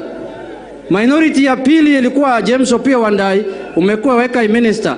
Minority ya tatu ni mimi. Sasa kitu kitokea ujue mimi ndio sasa. Tafadhali, kwa sababu president has been said, wale wamenitangulia yote wamepata kazi. Hata kama ni mambo ya minister ya AU, kitu kitokea mimi ndio iko hapa. Mr. President, tafadhali, nimetoa hiyo ombi hapa nikiwa Siaya.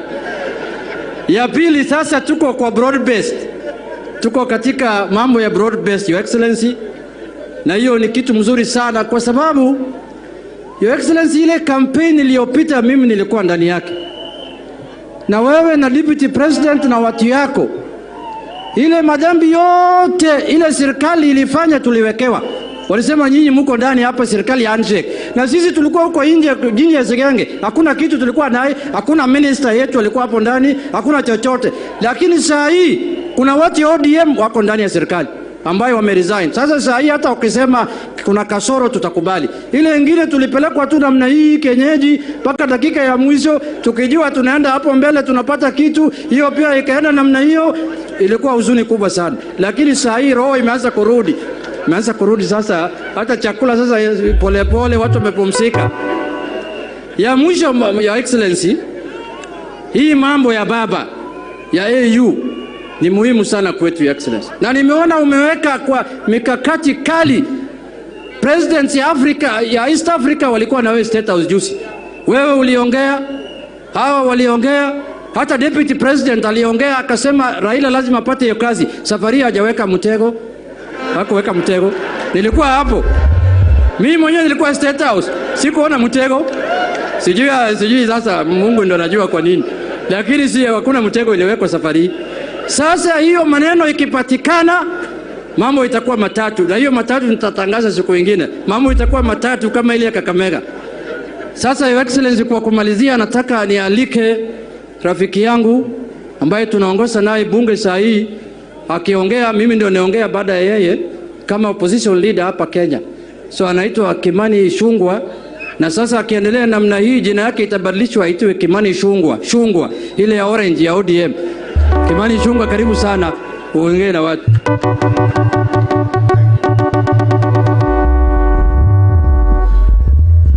Josiah Ontie. Asante sana Mheshimiwa Rais, itifaki zote zikizingatiwa. Najua Mheshimiwa Rais, hawa watu wa Siaya ni watu wa maajabu. Besides kuwa hapa ndio nyumbani kwa baba, hawa watu wakati tukiwa na ndugu yangu Opiyo Wandayi tulienda kupelekea baba report ya NADCO. Hawa watu wa Siaya walisema niliita baba Your Excellency, Your Excellency, Your Excellency 7 million times. Na mimi hata sikupata nafasi ya kuhesabu. Lakini niliita baba Your Excellency because, as you have said, Your Excellency, our President, Baba, our Prime Minister Raila Odinga is a man who believes in Kenya and is a great patriot of our nation and Africa as a whole. Na sisi Mheshimiwa Rais tuko nyuma yako kuhakikisha ya kuwa baba amepata kiti cha AU Commission Chair.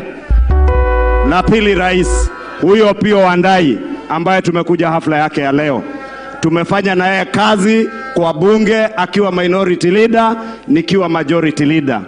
This, Your Excellency, as you have said, the politics of sectarianism, politics of regionalism, politics of ethnicity, I want to assure you, Your Excellency, with Opiyo Wandayi as your energy minister, he has no time for sectarianism, he has no time for ethnicity, he has no time for regionalism. He is a man like Baba who has been mentored and nurtured by Baba, a man who believes in one united Kenya.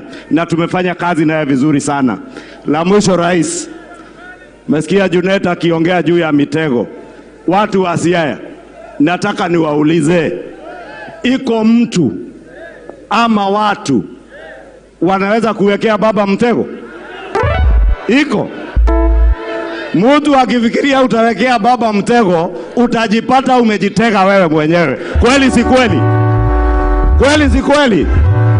Wale wa kuwekea baba mitego watajitega, hawatajitega.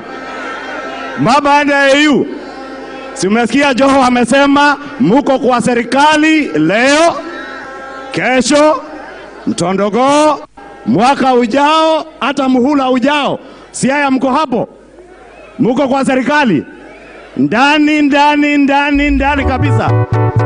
Na mwisho kabisa, Your Excellency, nimesoma kitu kutoka watu wa Siaya na watu wa Nyanza wote.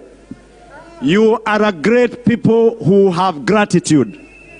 You have been given 2 cabinet secretaries in government. You have shown gratitude.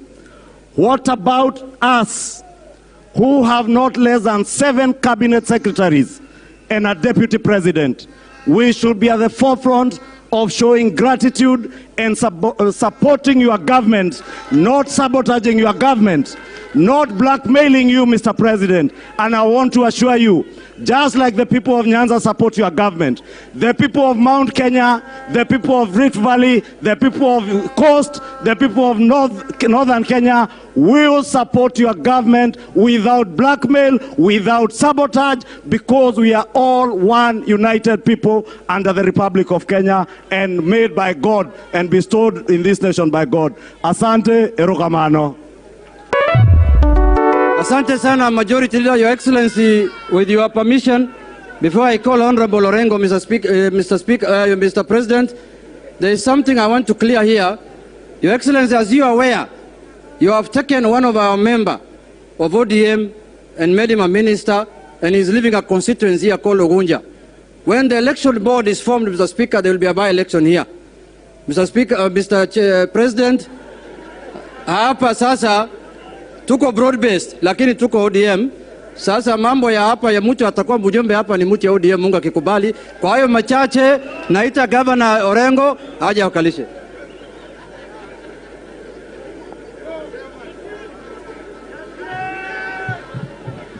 Asante sana, kazi yangu ni kidogo, mnaona kama mvua inakuja. Magavana wenzangu muje wote, alafu wasalamie wananchi dakika moja moja. Nianze na gavana ya Murang'a. Gavana ya Murang'a, Kisii.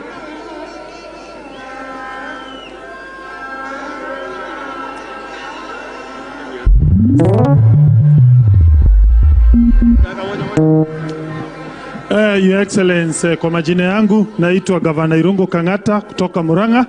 La kwanza niseme nimetoka Murang'a kuja kuona maendeleo yenye iko hapa county ya Siaya, na on behalf ya watu wa Murang'a, we are very impressed na ile kazi my friend Orengo amefanya.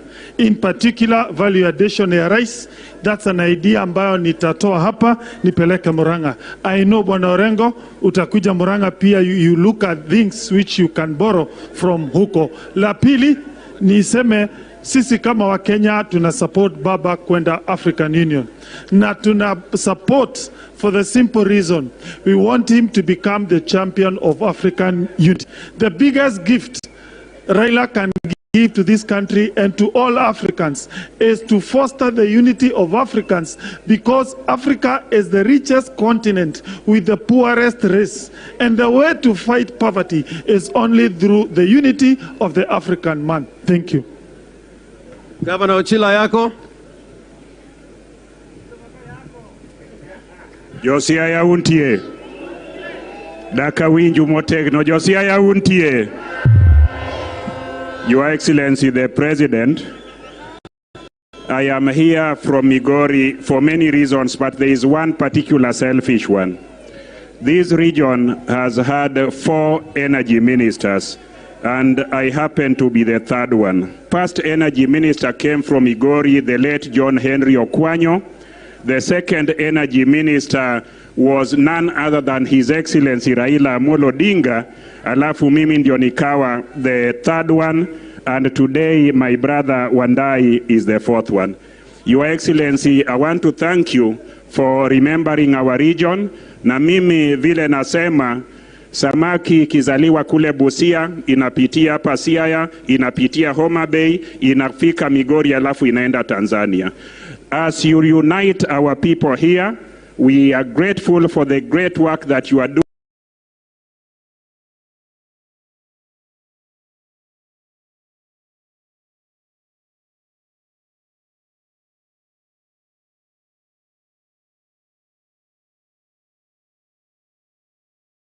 Sana. Governor Baraza Kakamega.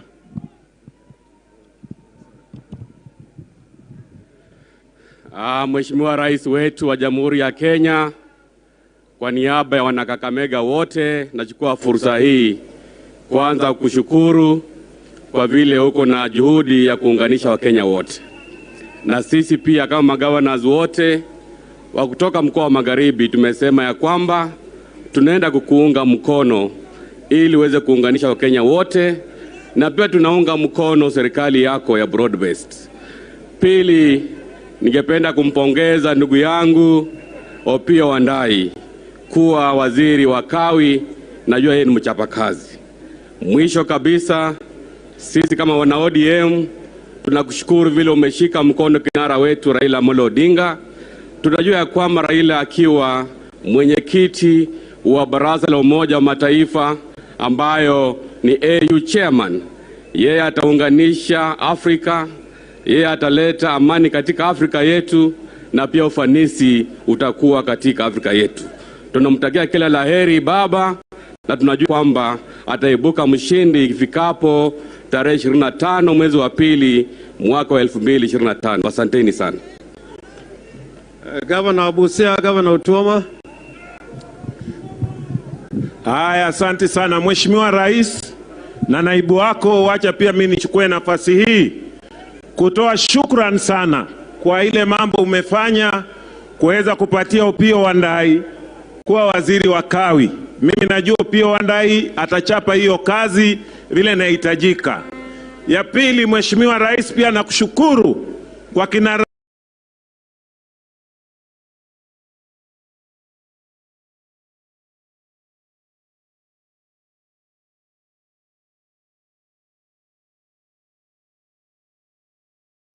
na Joho ndugu yetu hapa yuko kwa mining. Sisi tunaona dalili ni mzuri. Hiyo ndio njia moja vile umesema ya kuunganisha Wakenya. So sisi tutakuunga mkono kwa hiyo kazi. Tumefanya kazi na wewe hapo mbeleni, na hii kazi vile unasukuma namna hii vile Opiyo amesema, sisi tutaangaliana tu vizuri vile Kenya yote inakuja kufanya kazi pamoja. Na mimi pia nitasema hii barabara yetu ya Busia ya kutoka Kisumu kwenda Busia Rais, vile unatembea namna hii na biashara yetu mingi iko huko Uganda, Kongo, tunataka tusaidiane. Hiyo barabara na ile ya Ring Road ambayo walikuwa wanazungumza tukiwa kule Homa Bay, iko sehemu hizi ambazo haijakwisha.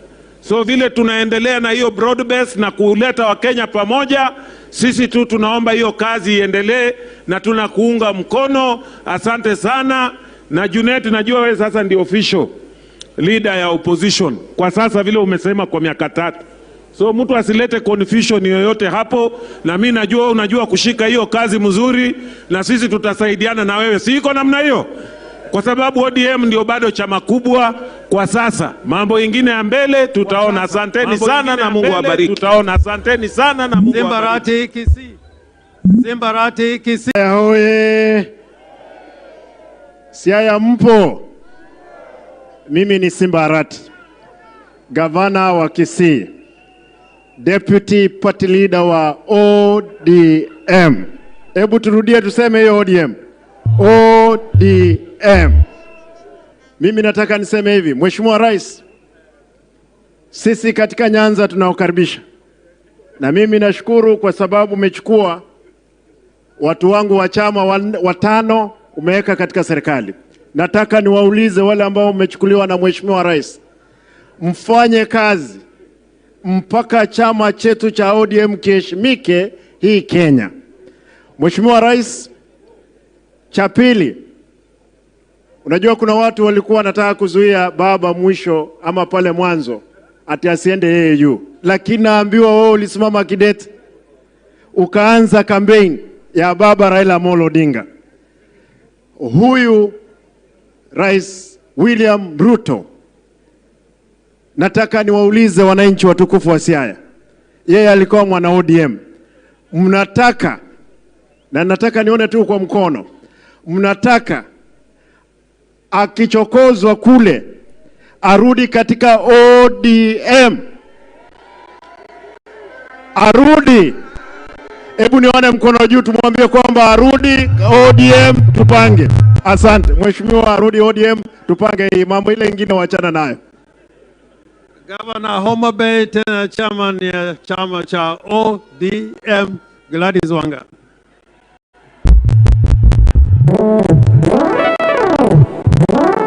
Asante sana Governor Orengo. Jo Siaya untie. Siaya ria. Siaya ra. Bas.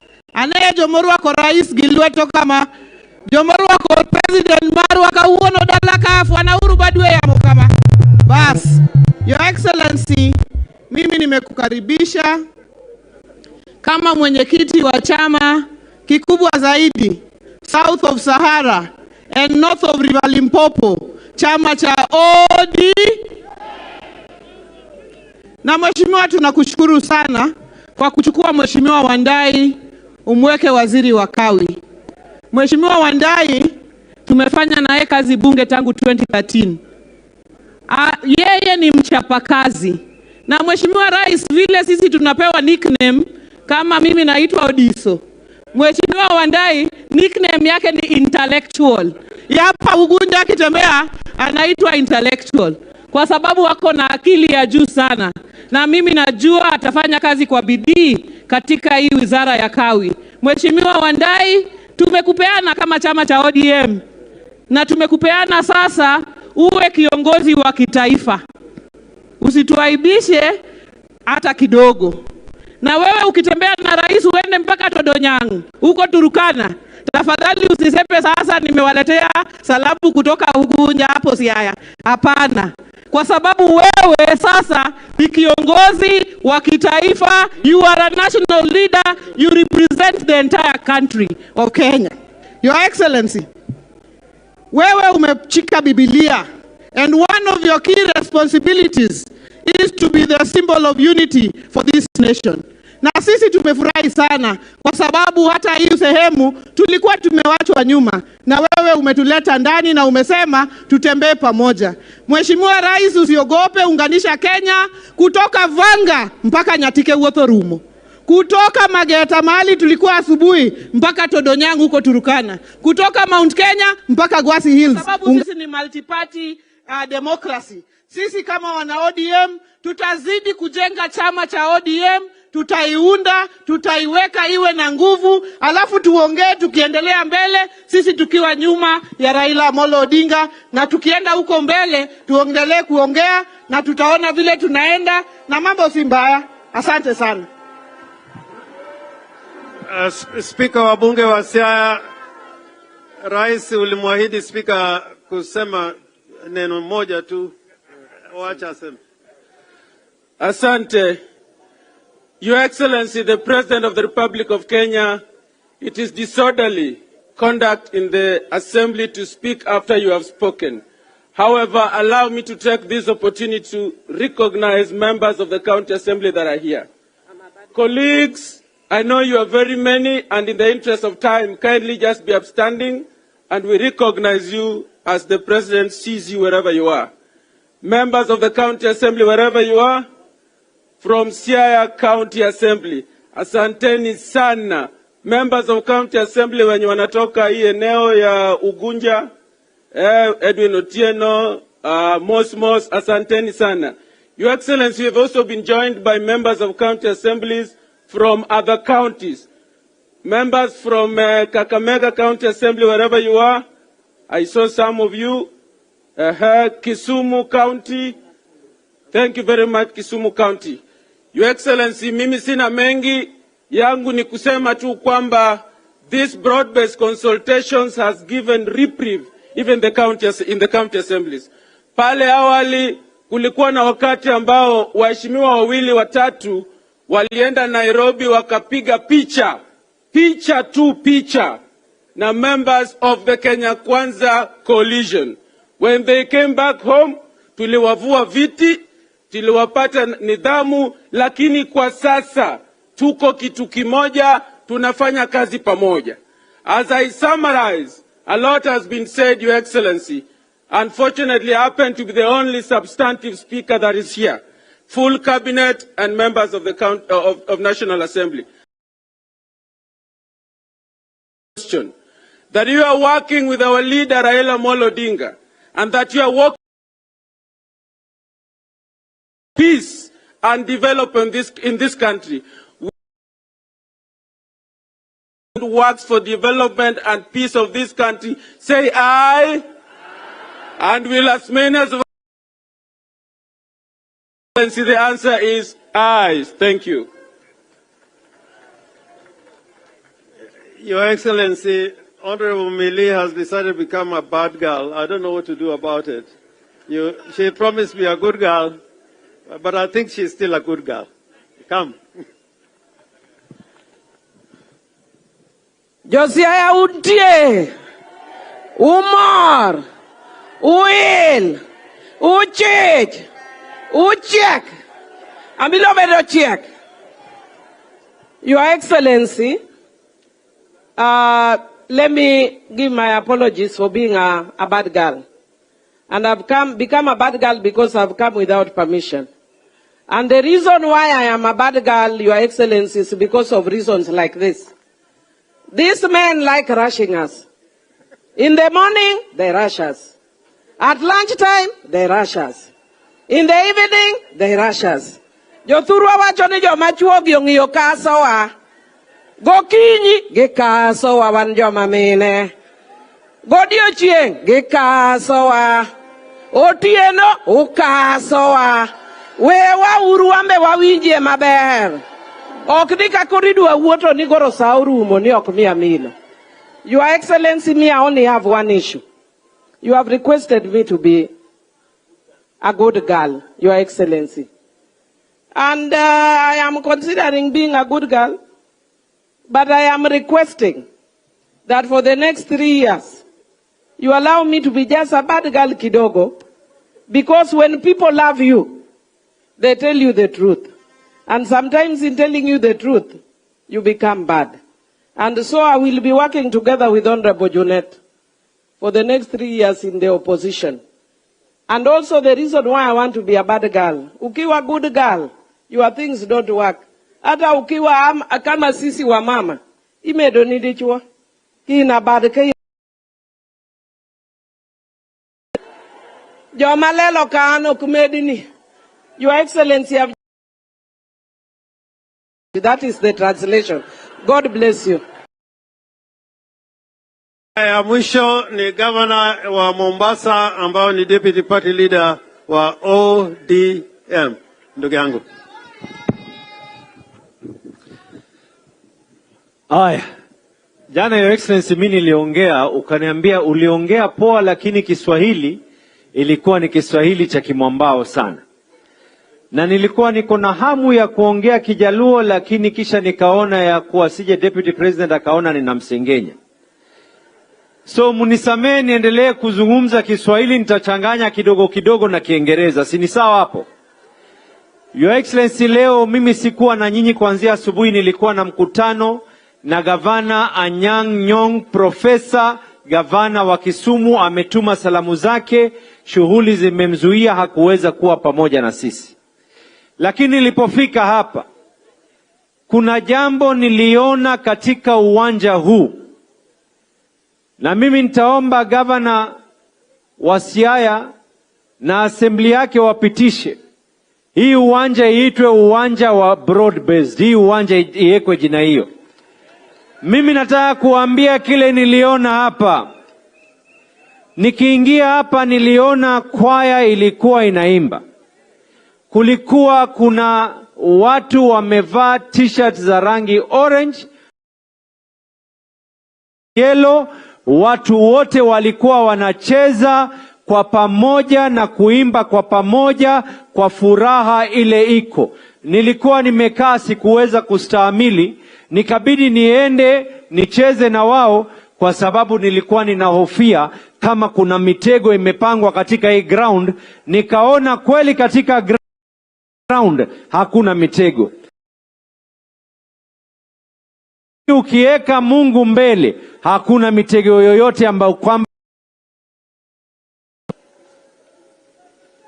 Na unajua, tuambiane vile hali iko.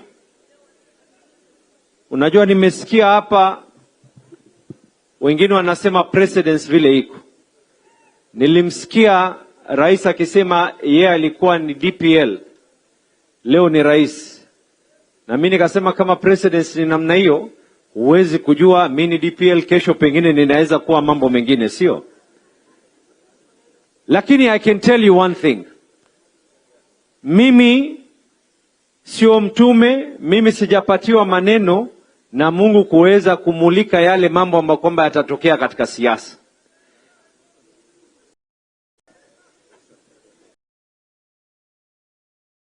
Naweza kuwaambia hapa, mwaka 2000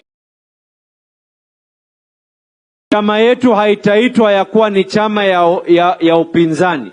Sisi tumeanza mdogo mdogo. Come 2027, we are looking at talking a different language. We are no longer going to be the ones kusema ati tunataka kufanywa jambo fulani. Sisi ndo tutakuwa tunaambia wengine, wale wenye kutaka upinzani, wao ndo watakaokuja kutuambia wanataka kufanywa mambo gani na gani na gani. Mimi nataka tukinyosha mkono namna hii, wangapi wanakubaliana kwa njia yoyote, by any means necessary, 2027 tunazungumza habari ya lugha kushikamana na kuingia ndani ya serikali kikamilifu? Wangapi wanakubaliana na mimi? Story imeisha. Asanteni sana.